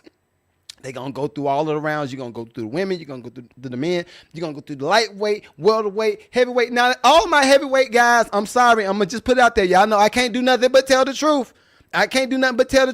Y'all have been slow. I need y'all to pick this tempo up. I need y'all to pick. From the audience now, I'm going to tell y'all this. If you do see me in the streets, please don't say anything. If you see me in the streets, please don't try to hit me. Please don't. I can tell that you hit hard. But listen, the heavyweights that got into the ring, we went to an event last night. The heavyweights went in there, and it's like everybody's doing the George Foreman swing. It's like this. And then I saw 0-0. I love you, bro, but last night, come on, man. Come on, man. I'm looking for y'all to go crazy. Anyway, I'm getting a little bit too personal. Make sure you go to one of the team boxing league events if they come to your city. Last night it was Atlanta versus Phoenix. Before that it was Buffalo versus New Jersey. Before that it was somewhere in Miami versus somewhere. But anyway, make sure you go to the team boxing event if they come to your city because it is fire. All right. Now this is the thing. All right, y'all, listen. I'm going to attempt to make sure that we stay above the waist this week. I'm gonna try to make sure we stay above the waist. I don't wanna. I got a bug in my ear that somebody heard something that I said. And you know what? I said it in love. Listen, can you say I'm saying something in love and it still be disrespectful? I think you can. Can you say, I say this in love? You was a fat mother effer. Wait, you said that to me? How you want me to respond to this, brother? Nah, every time I say this in love, every time you say something, your breath stink like a mother effer. You need to fix that. Wait, brother. Wait. You can't say that in love. This is not in love. You just said everything hateful. I'm going to say this one last thing in love. Right. Hold on, MJ. What's up with your boy? What up? I say this in love. When I listen to that music, I had to turn it off because it made my stomach hurt. It is poo-poo. Right. All right. You're going too crazy. You can't say that in love. That's not in love. It's not in love. But hopefully everybody's week has been good. I do have a lot of stuff to talk about, so I don't want to waste a lot of time. Let me look through the chat right quick. Listen, everybody that's just now joining, if you're just now watching this on YouTube, it's a whole hour. It's a whole hour and 20-minute, 30-minute show before you're watching this on YouTube. So please make sure you tap into the Patreon. I promise you, it might be a lot more entertaining than this show, right? This show might be a little bit boring to some people. It's a little bit too informal. I don't know why he keeps telling people they have poverty music. I'm like, have you heard music these days? Hold up, let me listen to your playlist. Let me see what you got in your playlist. Let's see. I'm gonna look at 21. Okay, I like 21. I'm gonna look at who is this? Lil Potsty. Okay, we got one. Who is this? Lil Stick. Oh no, we got two. Who is this? I sell Percocets every day. Yep, you're out. Poverty music. That's you got a poverty music playlist. You got a poverty music playlist as wow. All right, so anyway, I want to talk about some things that's going on in the church. You said you think she's already signed up to the Patreon. FJ, I think you are on Patreon already. Also, before we start the podcast, I want to make sure that I invite everybody out. Now, this is the thing. I don't want to say this live because it's going to eat into my bottom line. I don't want to say this live. It's going to eat into my bottom. Hold up. I don't want to say this live, but it's going to eat into my bottom line. But anyway, I am doing a masterclass on the 15th and on the 22nd. I normally try to space them joints out, one for this month, one for the next month. But I think a lot of people need a lot of work because I've been looking at all your socials. I've been looking at a lot of stuff that y'all been doing, and y'all have not been killing it. Y'all been caca, right? So on the 15th, and this is, again, everybody else, if you watch this on playback, guess what? You don't pertain to this conversation. I've been inviting you to the Patreon. I've been saying, hey, join the Patreon, join the Patreon, join the Patreon, join the Patreon. I've been telling you this for the longest. I've been saying it over and over. But what I'm doing is primarily for my Patreon members, but I have opened it to the public. On the 15th, we're going to do a masterclass for the producers. Can we say, hey, look, we're going to take it to church. Can we say masterclass for the producers? That's on the 15th. The 15th, we're doing a masterclass for the producer. On that masterclass, we're going to be covering theory. We're going to be covering songwriting. We're going to be covering all of the production, any production elements. Anything that I think that is going to make y'all better, we're going to cover that on the 15th, in addition to a little bit of the branding with producers and songwriters and networking and all that stuff, how to get some gigs booked. And we're going to talk about all of that on the 15th. But can we say on the 22nd? On the 22nd. Hold on, I ain't have my crowd. On the 22nd. On the 22nd. Thank y'all. On the 22nd, we're doing another masterclass. That's my Lucrative Creatives Masterclass. That masterclass is going to be pretty much the whole gusto. This is what you should do from A to Z on building your brand, getting known for something, and monetizing that brand and sustaining that brand. We covering all that whole Dollar Tree idea that went crazy on IG. I'm gonna give you the whole play on the 22nd. So anybody, if you're trying to get a super discount, I'm gonna just say this: join the Patreon. And see, watch this. I'm gonna say this today, and they're still not gonna join the Patreon. And you got to join as one of the paid tiers. This is not one of the freebies. This is not. All my general public, if you do want to come to it, general public is going to be $39.99 for the 15th and $39.99 for the 22nd. I have bundled those together if you do want to do both, because some people are going to want the branding side and the music side, and they're trying to put it all together. So I have a bundled price option on the website. So if you do want to join, go ahead and join. Again, I will probably say something about this at the end of the podcast too. So, yeah. But again, all my community members, y'all don't have to pay nothing. This is for y'all. I'm doing this for y'all. This is those memberships that you pay for every month. That's what this stuff is for. I ain't even gonna tell y'all. You know what? I ain't gonna do that. Some people be charging. I'm like, okay, I didn't even get nothing out of it, but okay, cool. So anyway, please make sure you join the Patreon. FJ, I think I did see you on there. Last time I did, I think I saw you on there. So anyway, let's talk a little bit. It's time to talk. Let's talk about church, baby. Let's talk about you and me. Hold up. The first person I want to bring to the stage, Dr. Cheyenne Bryant. Dr. Cheyenne Bryant, come on, girl. Your red bone self, girl. Come on, girl. Look at you. Come on. So everybody knows Dr. Cheyenne Bryant has been in the news for her fraudulent doctorate degree. And then she said the school burnt down. No, what did she say the first time? She said, and look, I posted this in my story. I said, I can't wait till Saturday. We got to talk Saturday. But Dr. Cheyenne Bryant first said, I got a degree. I'm degreed and I have all of this stuff. And yes, I'm certified and I'm certified to give people advice. All right, cool. We got that. Then she said, I'm a doctor. You call me Dr. Cheyenne Bryant. So people say, okay, cool. We gonna go with you. But what happens when you say something online? What happens when you say it online? When you say it online, it's okay. You said, and look, I'm glad that I have a paper trail. I'm glad that people just like, let me see. I'm about to pay this nigga $1,500. Let me see how much. Let me see. Okay. Michael Magneto 7. Look, this how to be reading my bio. Let's see. Michael Magneto 7 Crawford. He is a Grammy-winning music producer from North Carolina. He produced Justin Bieber. Okay, cool. And I even had some people look up my net worth. And that's what? I didn't fight it. I didn't agree or disagree. I just said, I do something. I'm doing well, right? Well, people did that for Dr. Cheyenne Bryant. People say, you know what? You a pretty little red bone something, but I don't know. You said you a doctor? Let me see. Just like they look me up. Let me see. Dr. Cheyenne Bryant. How you say this? How you spell Cheyenne? Cheyenne. Okay. Cheyenne. It's kind of like cayenne pepper. All right, cool.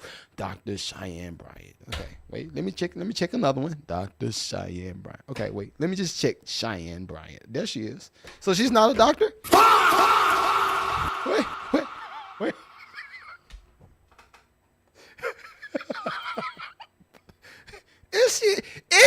Is she ain't a doctor?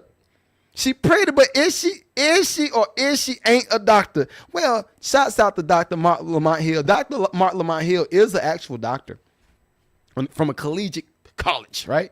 He just as messy as me. I ain't gonna front. He's super messy, but I thought this was a very entertaining conversation, and I think this is this to further prove that Negroes be getting anything off online.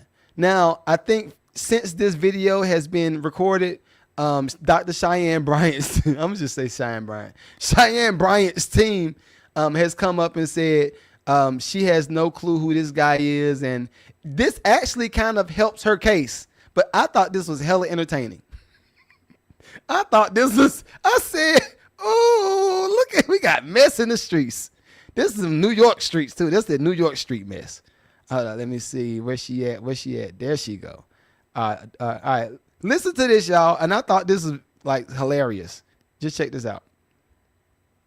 And who's that one? Is it Cheyenne Bryant? Cheyenne Bryant. The university was just established in May of 2026. So in regard to got it.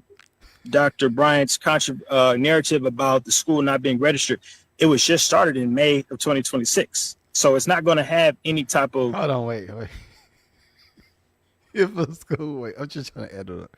If a school was started in May, how is it possible to give somebody a doctorate degree unless it's honorary doctorate? It can be honorary doctorate, but how? It's just standing online. It was just established in May of 2026. How many doctors have you given out total since May? Only one. So in the history of this school, which started.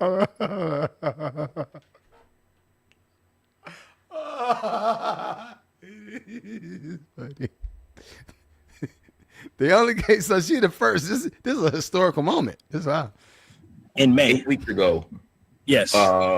You've given out one degree, and that is to Cheyenne Bryant. So if you've only been open for 8 or 9 weeks, how have you been able to do an earned doctorate? I mean, I understand an honorary doctorate because that's based on life contributions, social contributions, status, etc. I ain't gonna front. Buddy look a little bit slow. I ain't gonna front. He look like he look different. Look at him. Look at him. Look at his face. But an earned doctorate is usually done through coursework. You couldn't do coursework in 2 months. Yeah, I'm very familiar with what's required of an earned doctorate. It usually takes 4 to 6 years. Yeah. But as a private Christian university, we actually reserve the right to waive traditional policies and procedures. So how we conducted that particular decision was we initiated a process called prior learning assessment. Hold on. Wait. Let me see. Let me look this up. Prior, what did he say? It's called prior learning. Yeah, I'm messy. Prior learning assessment. I don't see it. No. This is stupid. This is okay. This is stupid. No, absolutely not. And credit for prior learning. And what that is that's an assessment on one's previous work in the field of psychology or theocentric psychology. And that is a process where we grant credits based on their vocational experience, their career background. There was also a forensic analysis conducted on. Listen, do y'all believe him or do y'all think he's just reading something off of a script? Because I don't believe nothing that this dude's saying. The therapy sessions and life coaching sessions conducted by Cheyenne Bryant, and she has approximately 20 or more publicly available. And we made the assessment based on her prior learning and her work in the field of psychology to provide her with this Doctor of Psychology and Theocentric Psychology degree. It's a very rare occurrence, but because it's a very controversial subject matter, we decided to take the step up and give her what she rightfully earned. We were compelled by her story about Arkansas University not providing transcripts, not having records. So we look at Mark's face. He looking like this mother effer, lying like a mother effer. Look at him. Stepped up and gave her transcripts and her degrees. Did you attempt to get her when you applied? Did you look at any of her transcripts? I didn't actually have access to her transcripts. I didn't have access to her transcripts. Why not? That is a very tedious process to even acquire someone's transcripts. Man, get this nigga off my stage. This nigga lying like a mother. That nigga lying. If anything, it had to just give him another 5. If anything, I think that video actually helped her case. But it sounds crazy. Now, this is what I will say. In this social media environment where everybody is known for something, right? And for me, I'm from the old school. I believe that if I get a doctor, if I hire a doctor to do something, I want to see their real degree on that wall from a real college. Most of the people I've seen, oh, you went to Duke, or you went to Wake Forest, or you went to Emory, or I could see it on the wall, right? Especially when it comes to medicine, right? I want to see your real doctorates. How do we get to the place where nobody, well, not even that. How do we get to the place where people can call themselves Dr. something? Get known for being Dr. so-and-so, and then be lying the whole time. Have you ever practiced anything? How do we get to the point where that is an okay situation? How is that possible? Let me see. Music reviews always just yeah.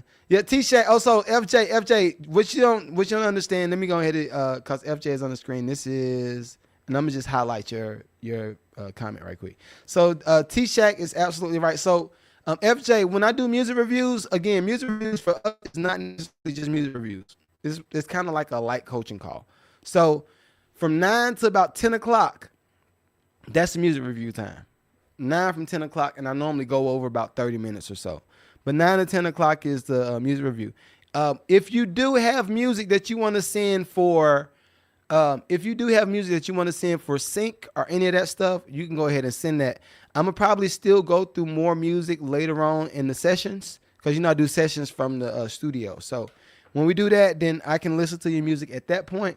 But for this particular show, I do everything pretty much in that first hour. Right, so that's when you send music. Try to send it before Saturday comes. I normally, at one point in time, I was cutting it off on Friday nights. At one point in time, I was cutting it off on Friday nights, but I kind of gotten a little bit more lenient with that, especially since people's schedules are a little bit different. But yeah, back to Cheyenne Bryant. I think that we're in a weird space where we've just okayed everybody to do anything. Right, there is no real standard for. This is medicine. This is whatever. I am famous. That's where we at now. I got this many followers. I'm famous. You need to listen to me. You listen to me. I can help. Now, this is the issue. I think that Dr. Cheyenne Bryant, I think her content overall is good. I like her content. She normally takes the dude side for the most part. So I like her content from that standpoint. I think she bad. She a red bone. She bad. She looks good. So cool with all that, but I think that that's probably enough. Honestly, she don't have to go to the space of saying she's a doctor. She can just say I'm a coach. Right now, I have degrees and stuff, but no, that's a little bit different. I have degrees and stuff, and I coach people. I actually have a degree in the stuff that I coach on, so it's a little bit different. It's a little bit different. I didn't really help her case because I actually have a degree in music. You can actually, hey, North Carolina A&T. Hey, did this guy graduate from y'all college? Yeah, look at him. He graduated this year right here. Now it looks like he had to come back a semester for Spanish because he failed Spanish one of them semesters. But what I coach in, I actually have a degree in, so it's a little bit different. But Dr. Cheyenne Bryant, come on, keep the head up, man. Keep your head up. Ooh, child. Things are gonna get easier. Now we got to go. Speaking of hold people to a standard. Now I got a lot of stuff to talk about with this one. We gonna take it to church, right? I have a church that every man is gonna want to go to. Do y'all want to know this church?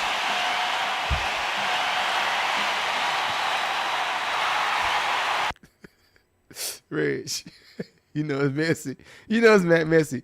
I have the perfect church for every man. Every man, when they go to this church, they're going to be like, I don't want to go to nobody else's church. I want to go to that church forever. Right? Now, this is a lady. She's a female pastor. She has a first husband. And she's been doing some things to help get the demon out of folk, right? Now, when I saw this video, I said, what?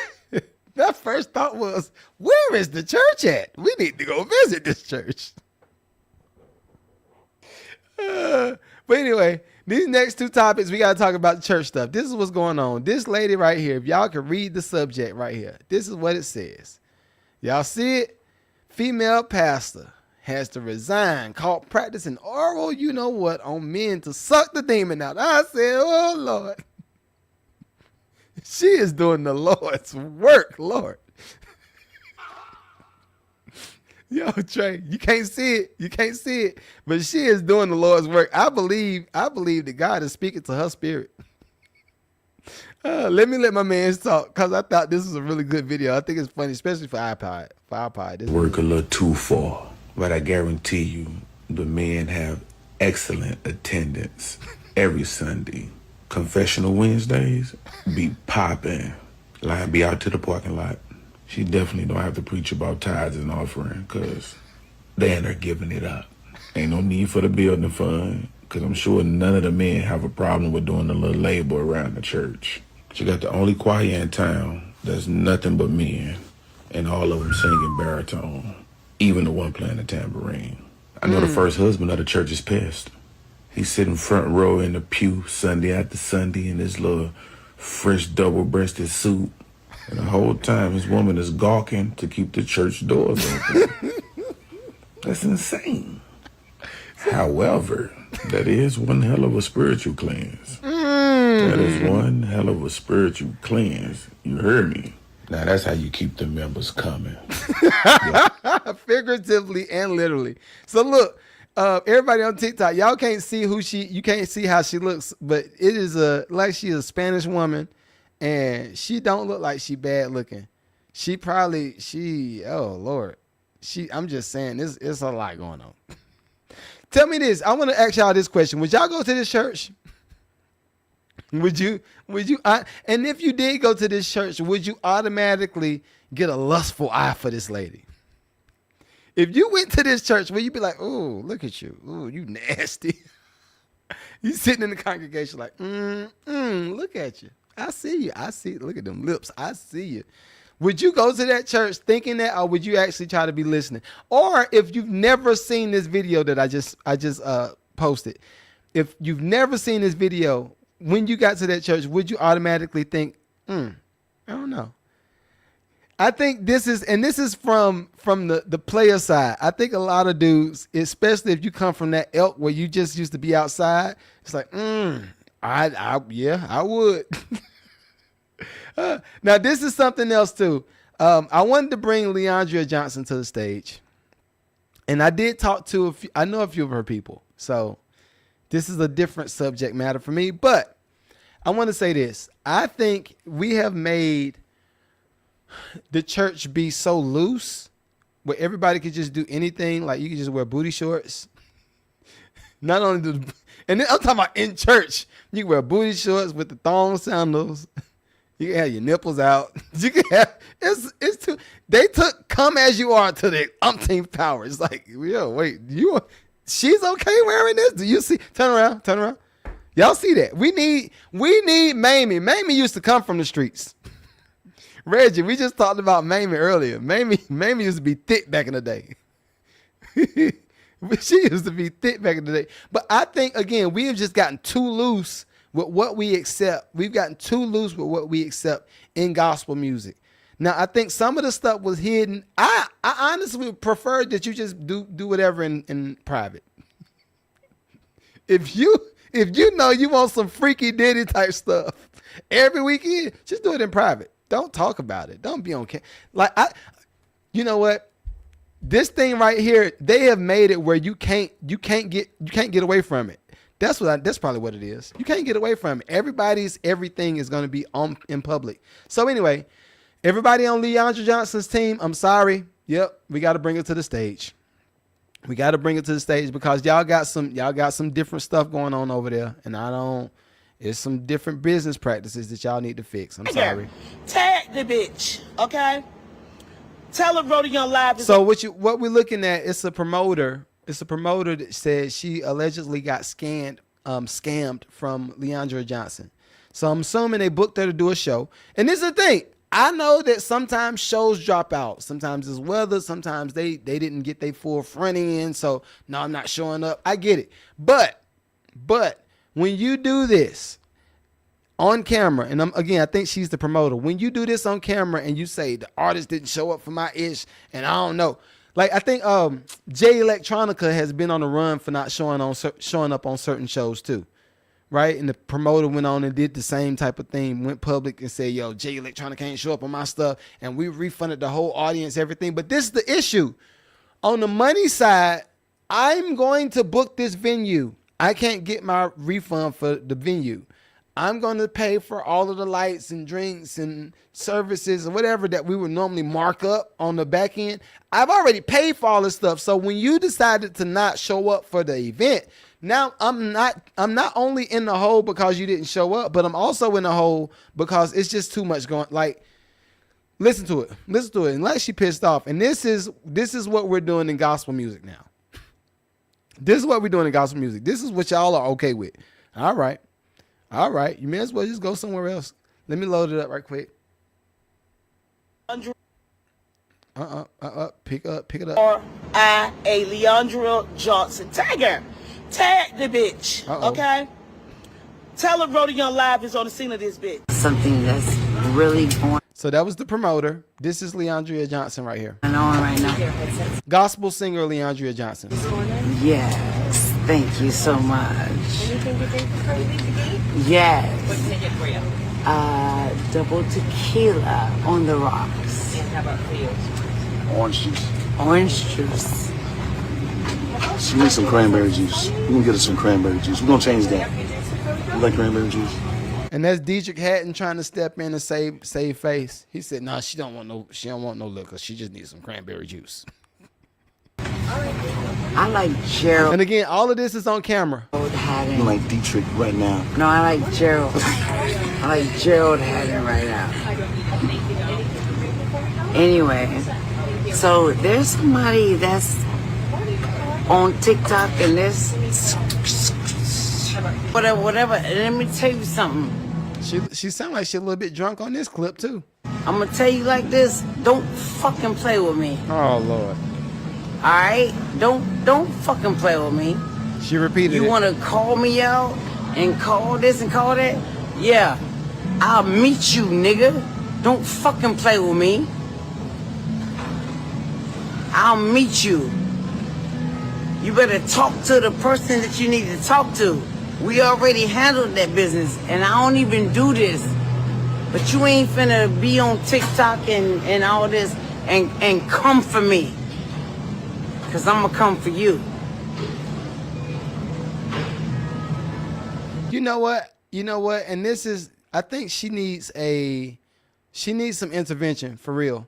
I don't know. I get the industry kind of does what the industry does, right? Meaning, no matter what side you're on, whether it's on the gospel side, R&B side, whatever side, it don't really matter. They want to make sure that the product delivers, right? The product is you. They want to make sure that you're going to show up for shows.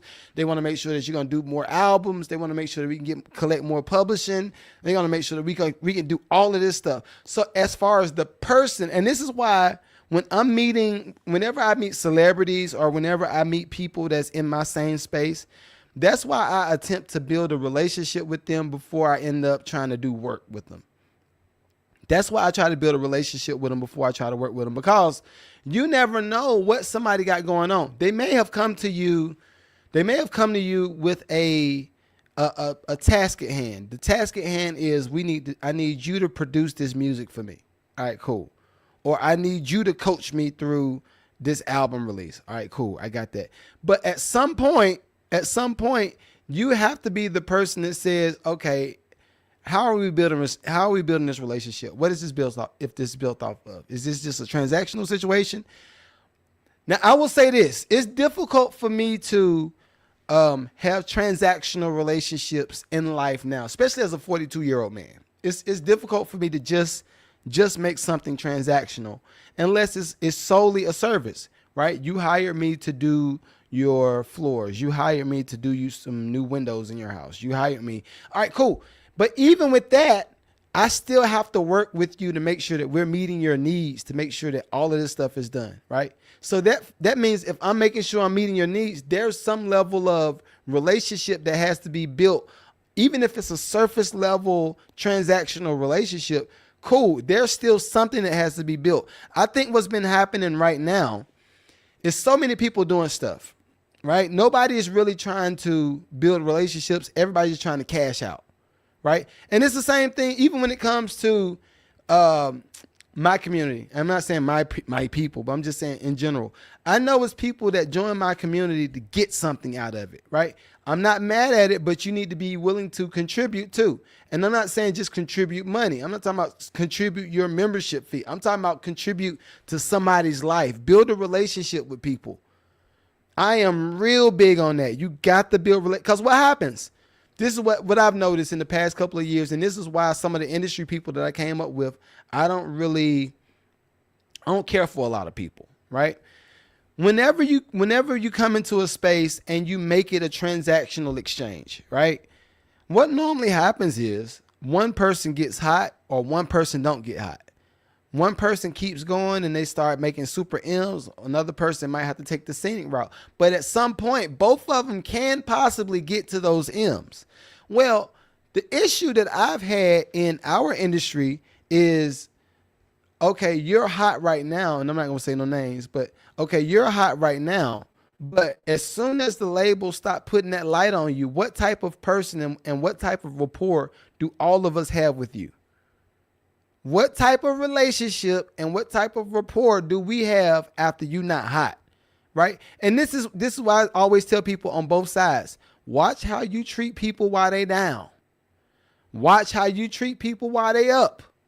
If you have a big drop off on how much love and how much energy you give to people, if they up and then once they get down, you disregard them, I would be very careful of those people. I would be very careful of those people. She said, what's up, T-Pain? I don't like T-Pain. Last week it was Carl Winslow. This week it's T-Pain. No, ain't nobody say Carl Winslow. I said Carl Winslow. I just thought it was funny. But welcome to the chat, Scott. Welcome to the chat. Yeah, we got to watch how we treat people, though. We got to watch how we treat people. I think we have to lift the standard at some point. All my gospel people, this is a question for y'all. I'll say that because I don't really proclaim myself to be a gospel person no more. I love God, but I'm far from a gospel person. I'm a hood nigga sometimes. I like hood nigga stuff. But all of my gospel people, Carl Payne. All of my gospel people, what is it that can be done to fix what's going on in the gospel industry? Is one particular influencer I follow, I'm not going to say her name, but is one particular influencer that I follow, I was like, I thought I saw you at Magic City. I thought, did I see you at Magic City? Is that you? You had the lemon pepper wings with the white stuff on it, didn't you? I saw you, right? We have to figure out a way to get back to a certain standard being lifted because right now I think it's a little bit too intermingly. We need a little bit more separation because I honestly look at the lifestyle of people too. Right? If in general, right, and everybody gets mad at the prosperity pastors, right? But this is how I look at it. When it comes to the prosperity pastors, if they don't preach prosperity, and I'm about to make somebody mad right now, I already know. Oh Lord! But if the prosperity pastors don't preach prosperity, what's the other option? Oh no, they could just preach God. They could preach loving God. Okay, they could preach loving God for let's say a month. All right, cool. You got 12 months in the year. Outside of that is love God and what else? Well, you can speak on community. Okay, what about community? Well, get together and just be a prosperous. Well, so we locked back into prosperity. Okay, well, no, not necessarily that way. Just building communities so they're nice and stable. Okay, so how do you build a stable community? And this is stuff how I break it down. If we're talking about somebody is effed up right now. People do a lot of bad stuff for different reasons, right?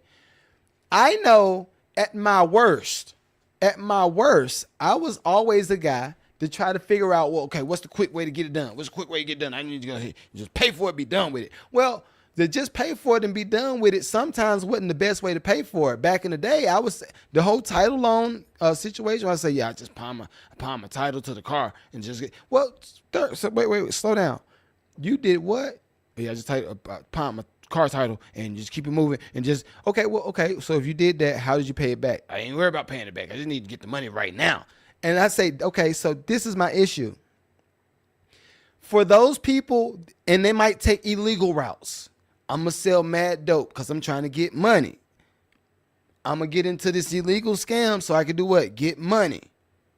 I'm going to sell box so I can do what? Get money. And this is why I tell people, I'm not too mad at the prosperity pastors because at least they're preaching something that might be advantageous to the people that's listening. At least, bare minimum, right? Worst case scenario, now this is what's been happening for a while though. The prosperity preachers might preach this thing over here and they say, I think God believe that God can do this, blah, blah, blah, blah, blah, blah, blah, right? But the issue with that is you're giving people a notion that if I just believe God can do this, you're trying to make God a genie. And God gonna just give you this. God to fulfill, give you the desires of your heart. Well, what if my heart desires this thick woman right here that's married to this dude? Is he still gonna give me that?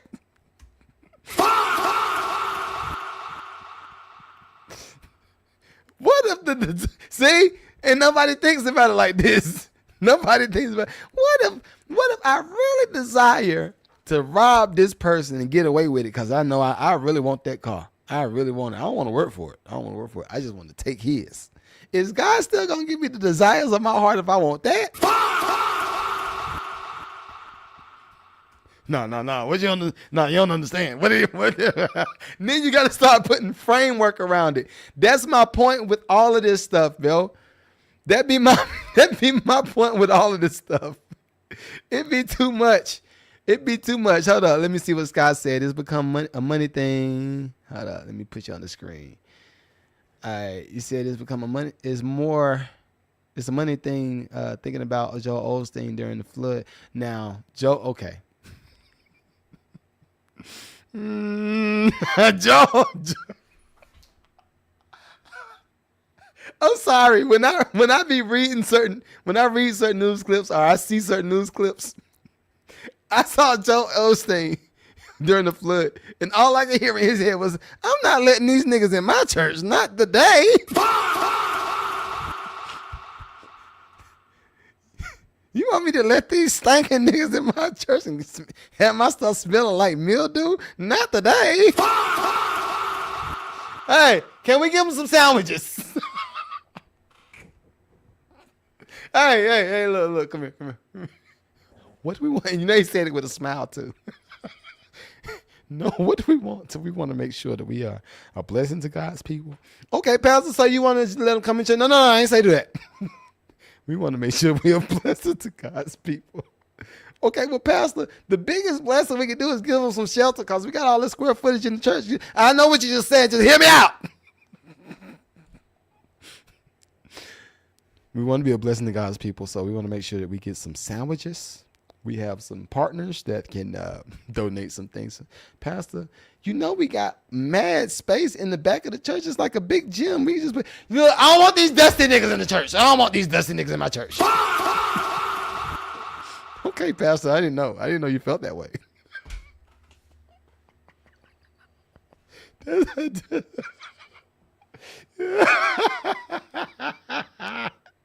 I love Joe Osteen though. I can just imagine the bad side of him. Step into the bad side. Woo-hoo-hoo. But anyway, let's get out of church. Let's get out of church zone for a little bit. I got to talk about some money. We got to talk about the money because this is what the Mad Lucrative podcast. Meaning we don't talk about brokey stuff. We try to talk about lucrative ventures, right? Or things that's gonna hurt our pockets. So it's one AI video that I want to pull up, and I got an artist video I want to pull up, but I don't know if I'm gonna have time for it. But this AI video, y'all know a lot of stuff is just changing, right? I've had a lot of people ask me, what do I think about AI? What I think about sampling? What I think about loops? All that kind of stuff. Well, this is what I think. I think that everybody's behind the curve. If you ask me, everybody's behind the curve. I've even had a writer in my studio. What was that this is now August, so June. In June, I had an artist in my studio that wrote mad records, right? Well, this person used AI. And I was like, oh, okay. And they used not Suno. They just used, I forgot what the name of the app was, but they used AI to help them fast track to the hook. And they were trying to figure out different keywords. So I was like, oh, we're already there.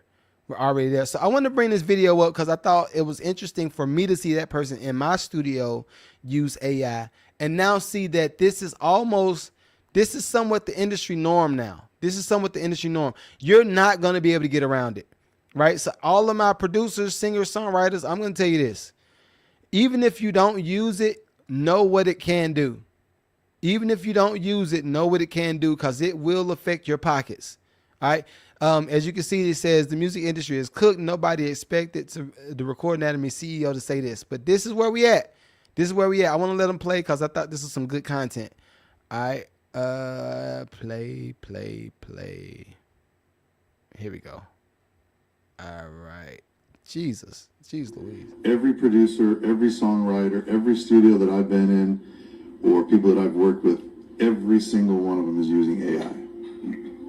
Do you doubt that? Why is that bad? Every single one now. It's not I bad. thought you said get real. I just want to make sure everybody understands, because there's a lot of champions for human music only, and people feeling like AI is not, using AI is cheating, or that's not music if it's coming out of AI. And you talked about this, we've both been through it, where people have said a lot of genres that we've worked on is not music, sampling is not music, machines and synthesizers is not music.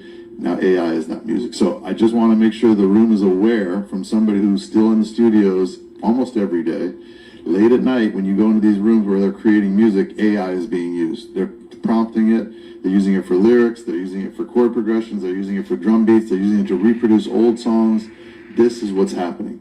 So my experience is I've seen it in a myriad of ways, from just touching up a lyric to creating entire tracks and songs. I know artists now that just use Suno to create their tracks, and they'll write and sing to them themselves. No producers. I also know producers that don't have top liners and don't have demo singers that are making great tracks traditionally in old school way, MPC or Logic, and then saying to Suno, make me a top line and sing it in the style of SZA or in the style of Ed Sheeran, and spitting out hundreds and hundreds and hundreds of songs. So that's what I've seen, if you're asking me.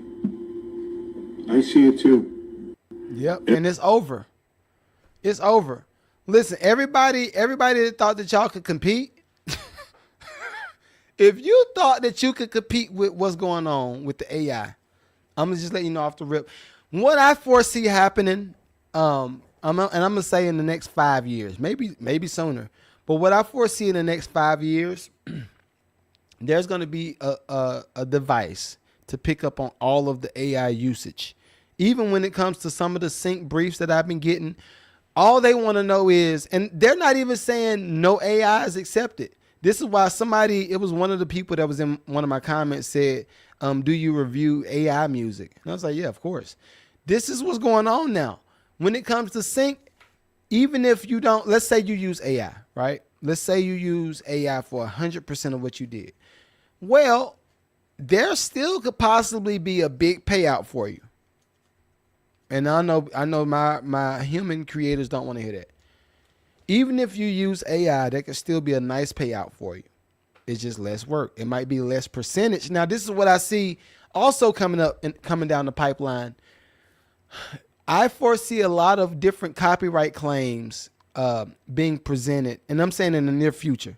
I foresee a lot of copyright claims being presented because somebody used the IP of something else, right? So you might have this person that used this piece of a Beyonce song to make this melody, or you use this person to do this, right? I foresee those type of claims coming first, and then after those claims come, I think what's going to happen is there's going to be some type of regulation, and that regulation is going to be like you know how we got royalties, and you know how we got publishing and BMI, ASCAP, CSAC, and all that stuff. Well, I think there's going to be another subsidiary company to collect on behalf of AI. Now, I think there will also be, and this is for my creative people, right? And this is how I like to think about it, because I think it's a win. It's somewhere that you can win. Now, is it effed up? Yeah, sure. It's going to hit you in the balls immediately, right? But if you look back in retrospect, when we had, and this is something where I said everything that's being developed to be a convenience is in actuality hurting us on the back end. A lot of the stuff that we count as convenience, this is why I said something about the loops. I said, yo, stop using the loops. If you stop using the loops and you start creating your personal music, then you can control more of it. The reason I said that is because you can have a timeline on when you created the music, because you got that on your session. It's when you created it. Then you have exact keystrokes, and you got all of these detailed information within you making the beat directly, not using a loop. I think what's going to happen even more is when you have all of these loops and you have all of these samples and you have all these songs that signed up to this new organization. Again, we got BMI, ASCAP, CSAC, and I think it's one other one. We got those now. I think it's going to be another one. And the other one's going to be primarily for collecting on AI rights. I do believe, and I'm just hypothetically talking, y'all. Just so this is not a rule, right? I'm just saying what I see happening in the near future. I do see in the near future people paying for some type of subscription to create music through the AI, and with that subscription might come some type of digital footprint. And with that digital footprint says this came from this IP, this person made this song at 12 o'clock, ... Therefore, whatever they created within this session, they actually own. I don't think they're going to let you own 100%. It's going to be a deal between you and the label, or you and the company that has the AI instrument that you used. That's what I foresee. Some people try to say, nah, this is just like using the MPC. This just like, no, it's not. It's a completely different situation. This is different because even when you use an MPC, whatever you, the creative person, do with that MPC, that is just an instrument. You loaded your own drum sounds. You loaded your own samples. You could have played the piano or had your friend play the piano, and then you upload that piano onto one of the pads and you made the beat around that. See what I'm saying? It's too many other variables that exist with making music in that context. When it comes to AI, I can only really think about 4 different contexts to do it. You can sample it, right, by way of a prompt. So all of this stuff is going to start with a prompt at the end of the day. Whether it's a audio prompt or it's a vocal prompt or whatever, or it's a typed out prompt, all this stuff is going to start with a prompt anyway, right? Let's look at an audio prompt, right? And this is using AI with the audio prompt. I know y'all have seen the clips that go on the clips that go on IG, and it was somebody might beatbox like boom, right? They'll beatbox into the AI. The AI transcribes that boom. That's a snare. That's a kick. That's a hi-hat. So the AI knew how to transcribe that beatbox and make it an actual drum. So now you got MIDI files of the beatbox that you just did. That exists right now. And you can hum the there's an AI instrument right now that will transcribe all of that and make it MIDI files. Now, this is what I would see. And this is where I think the advantage for being a creative person might come in play.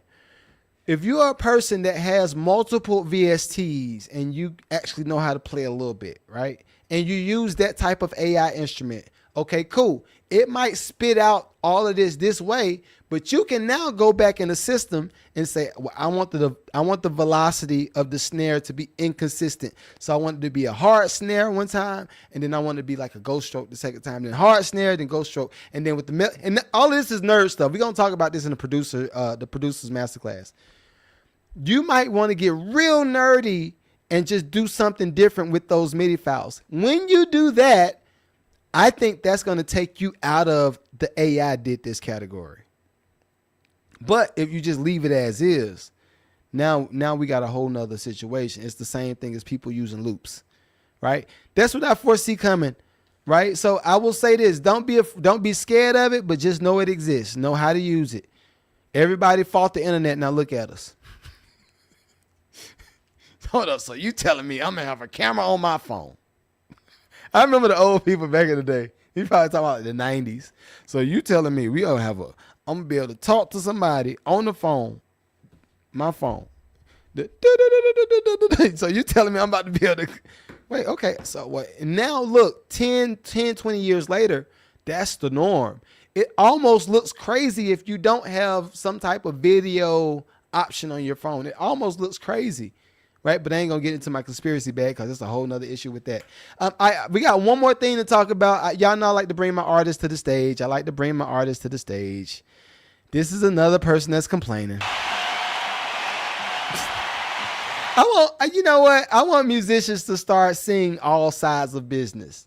I think that would make my heart happy if musicians start to see all sides of business and you don't just operate like somebody owes you something.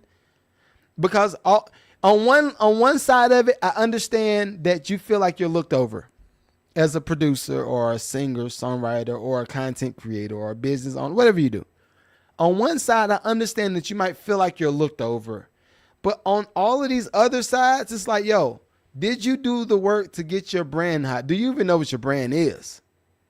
Oh, no, I mean, I sell beats. Okay. Well, what type of beats you sell? Well, I sell soul beats. Okay, well, when you sell soul beats, who do you sell them to? Well, I mean, I don't know. That's when the more questions that you ask, the better off you're going to be. And you have to ask these questions about yourself, right? So I think a lot of people are coming from a place of entitlement. You think somebody's supposed to listen to your music. Negroes don't have time. I'm going to just let y'all I'm going to be 100% honest with y'all. Negroes do not have time. A lot of people are struggling, and they're just trying to make sure that they're making their personal ends meet. So when you're trying to take them out of their personal algorithm, watch this. This is something I noticed too. A lot of people just jump online to pass the time. And I get it. The time passing is just like, yo, I need to do this to keep my sanity because I hate what's going on with my life right now. Some people are there 24/7. So therefore, you want those people that hate their life to stop hating their life, to listen to your music that they're probably going to hate. And it's like, what happened? What happened? You see what I'm saying? This is multifaceted. You got to put yourself in everybody else's shoes sometimes. You got to put yourself in their shoes just to understand what's going on. All right, let me do this. I want to pull up this guy that bought this beat off of BeatStars. And this is a lesson learned. This is something that people need to understand. I like to bring these things to the stage because you need to know. You need to know. This is what's happening. Waffle House employee went viral for the beat he bought off of BeatStars. Now listen to it. Now it is kind of a smack. So I ain't gonna front. It's all right. It's all right. Listen to it.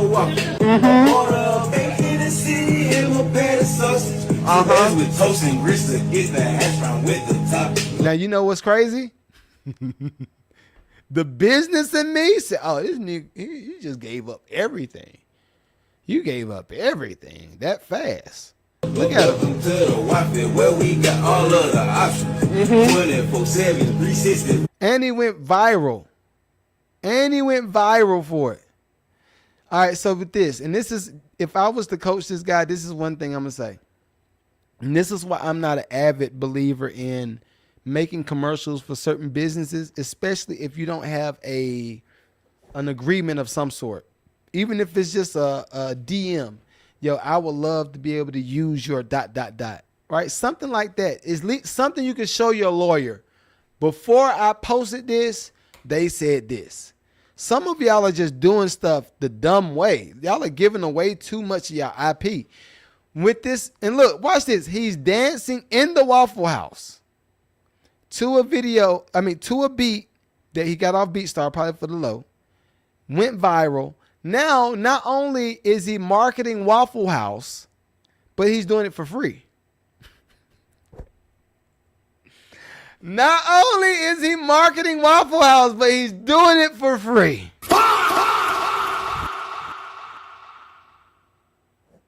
It don't be the businesses, y'all. I promise y'all, it don't be the businesses. A lot of the time it be us. It be us. Look at him. Follow milk is popping. When everything else hold it come out, we stay open. America. Watch this. And now since he's already done the song in Waffle House, they own it. They own the IP for this particular image. He don't own that. He recorded it. He posted it. He went viral. But if Waffle House said, "Hey, we like that video. Make sure you send it to us. We like that song too. That song is pretty cool. Make sure you send it to us. You send it to us, we gonna put it in our campaign." And they technically don't have to pay that man nothing. They ain't gotta pay him nothing. And I think Waffle House has a label too. That's the crazy part. Hold up. Waffle House rapper vows to stay despite $1 million offer. Okay. Let's see. The first initial idea came from Now, this is something I want to ask too. I see a bunch of pinholes in this idea. What's the agreement that he got with the producer? And he's in Atlanta. I might try to get him on the pod. What is the agreement that he had with the producer that did the beat? Producers, y'all be selling it too cheap. 2023, 2024, me and my sister Mildred, she's like, what if we made songs about Waffle House? My other coworker's like, well, shoot, you can rap and you know everything about Waffle House. See, all of this is golden IP, y'all. All of this is golden IP. They just didn't. Let's see. You know what? One part of me, I really hope that they handle business the right way. So I'm because I got an idea of what happened, but I'm gonna let them talk because they may have handled business the right way. Let them talk. It's like, why not? Try it. I wrote it all in one shift, and I didn't record it until this past February.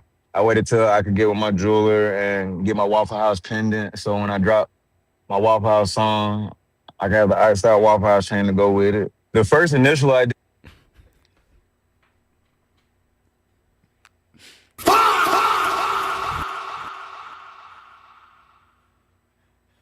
Did y'all hear that? Did you hear this nigga, man? I'm still hopeful. He might be smart. I'm still hopeful. Lord, please let him be smart. Please let him be smart, Lord. Right now, the iced out Waffle House pendant tells me this is some junky activity. Oh, Lord. Let them talk. It came from like 2023, 2024. Me and my sister Mildred, she was like, what if we made BeatStars is just widely known, so everyone knows about BeatStars. This might have been my first time purchasing a beat through the actual BeatStars site. It was very easy to take care of everything. And then after all that said and done, I got the licensing because the song was already starting to go, so I wanted to make sure I had everything done right. BeatStars is just widely known, so everyone knows about BeatStars. Look at them. They got him. They got him. God dang.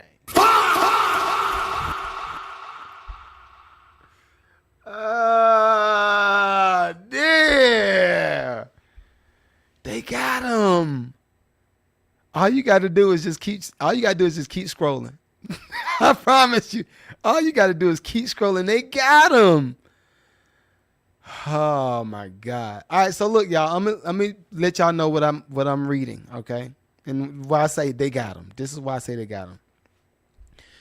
The Rockstar Riley guy. All right, you see this slide. It says Rockstar Riley signs to BeatStar Publishing. What do I always tell everybody about that's important?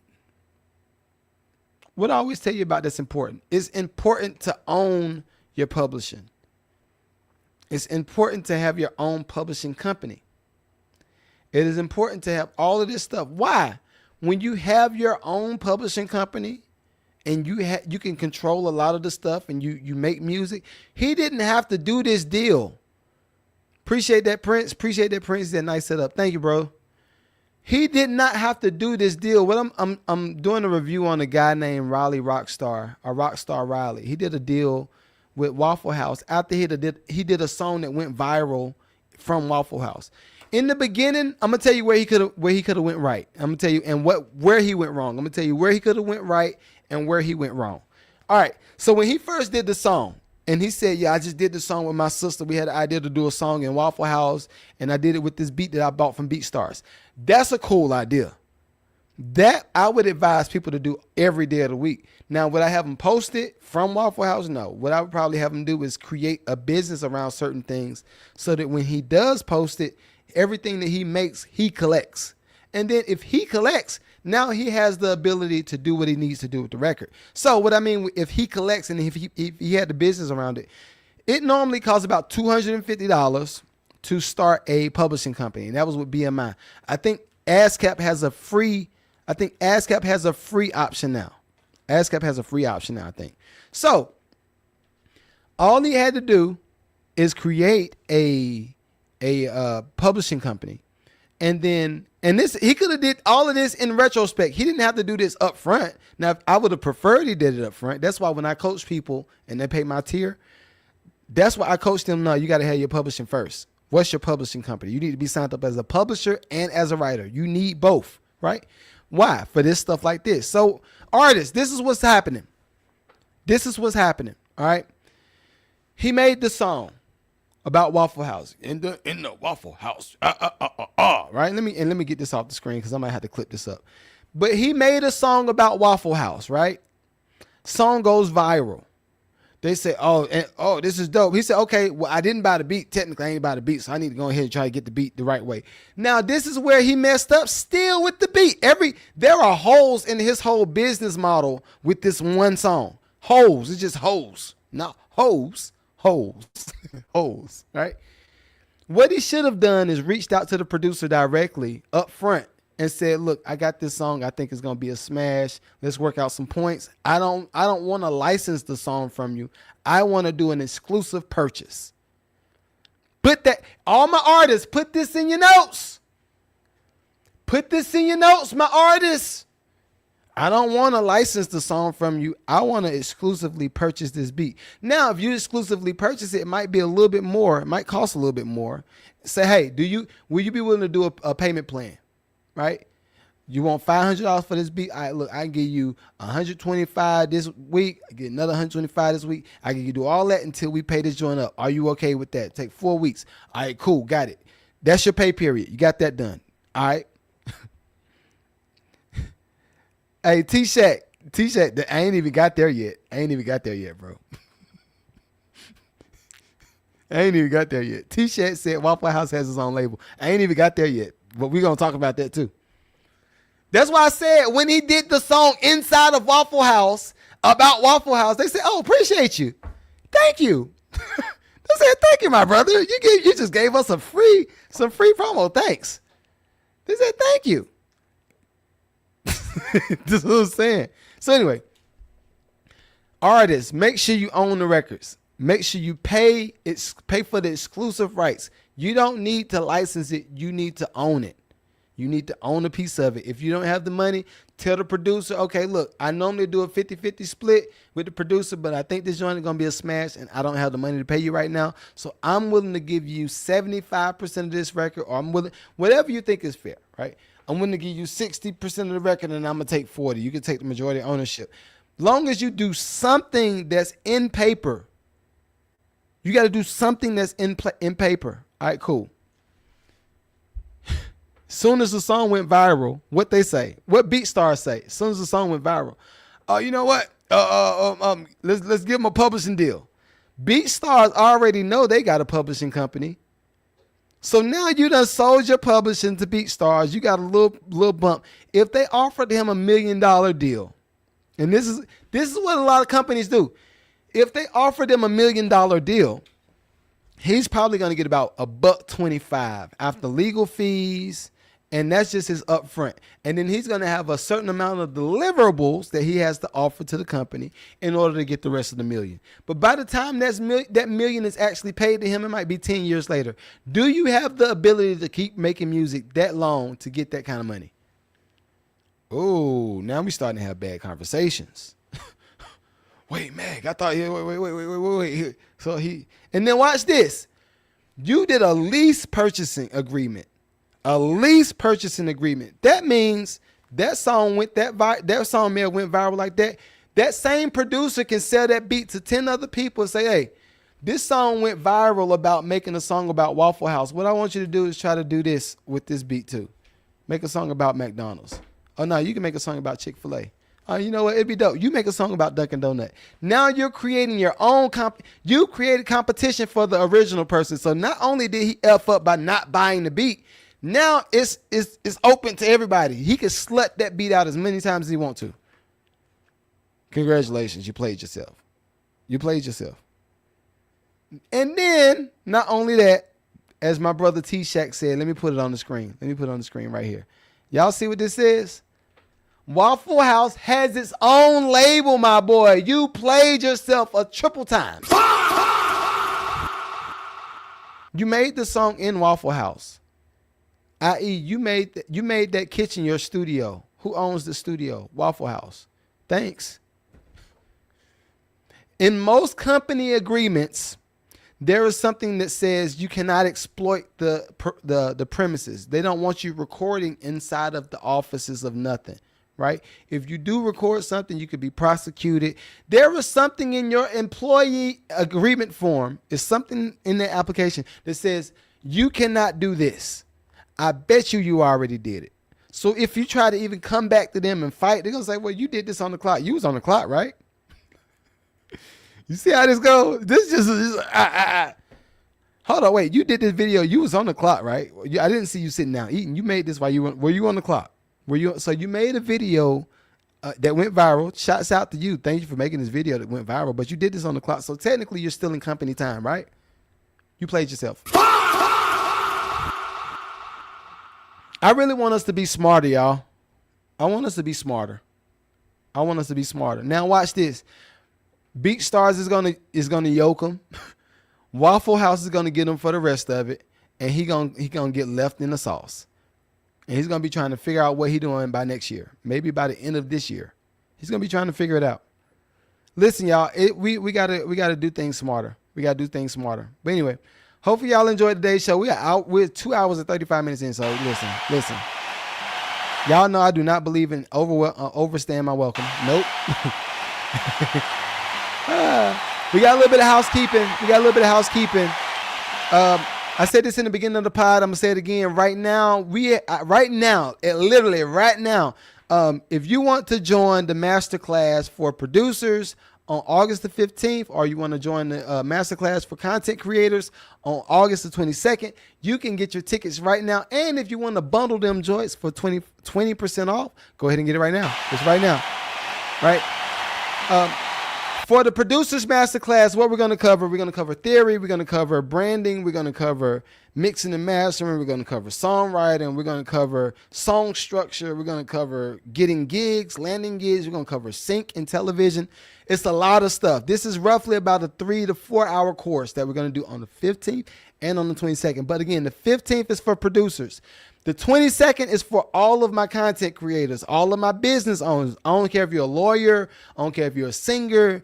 I don't care if you have your own detailing business. You can have a lawn care business. Whatever you got, you've been trying to figure out how to work social media and how to capitalize off of it. Come on over. 22nd. I got you. For those days, I'm going to go over something called the Bechdel Principle, which I ain't going to talk about right now, but it's something I've created called the Bechdel Principle. When you use this plan, this is the play to not only monetize your posts that you post on social media. You monetize your post from this principle, and you get engagement from this post that I'm telling you about, and you actually start to build it up, and scale it, right? But all of this stuff, again, the 15th and the 22nd. If you want to join both classes, it is discounted at a 20% rate. If you are in my community, I ain't want to say this. I'm gonna say it. If you're in my community, I'm giving it to you for free. All right.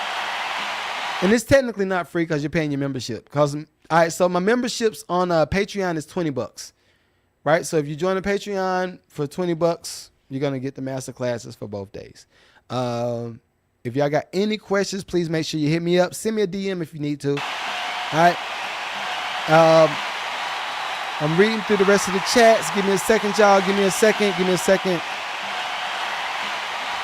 Trey said, great show today. Appreciate you, brother. Appreciate you. I've been trying not to give people poverty music awards. I've been trying to do better about that. Damani says, how do you submit music? Hey, join the Patreon. When you join the Patreon, join as a lucrative producer. Lucrative producers get a review every week if they want to. And it's not just a review. It's not just me reviewing the music. It is so that we can see if there's something there. If you're in a place like, what was the guy from earlier? And I think he joined the YouTube.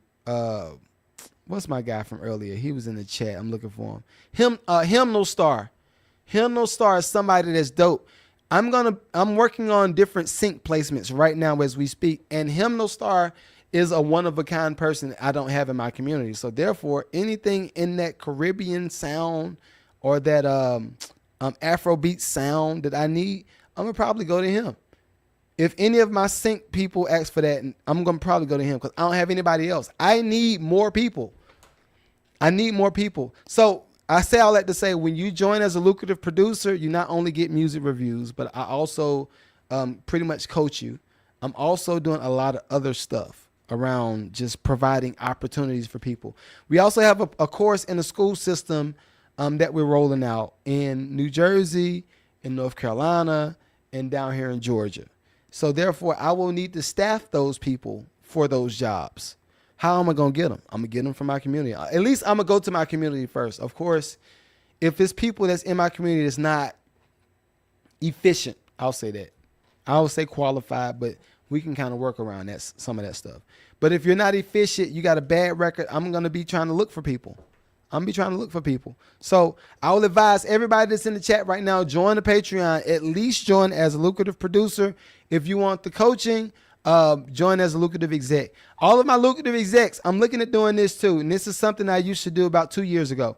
I'm looking at bringing back my lucrative community nights. It'll probably be on Tuesdays, right? Probably be on Tuesday nights. But the lucrative community nights that was my 1 day a week where I'm coaching and we're doing a one-on-one with everybody in the community. Oh, you got this going on over there? Hey, anybody in the community that can help them with this? Oh yeah, you can help them with that. Cool. We got this going on. Okay, Nito, I actually need your attention for it. So if you are interested in all of that stuff, like coaching, community, all that stuff, join as a lucrative exec, right? Again, I'm looking at bringing those back on Tuesday night. It might be Tuesday or Wednesday night, depending on what y'all say, because I am going to have a roll going where y'all can vote on which night is the best for y'all.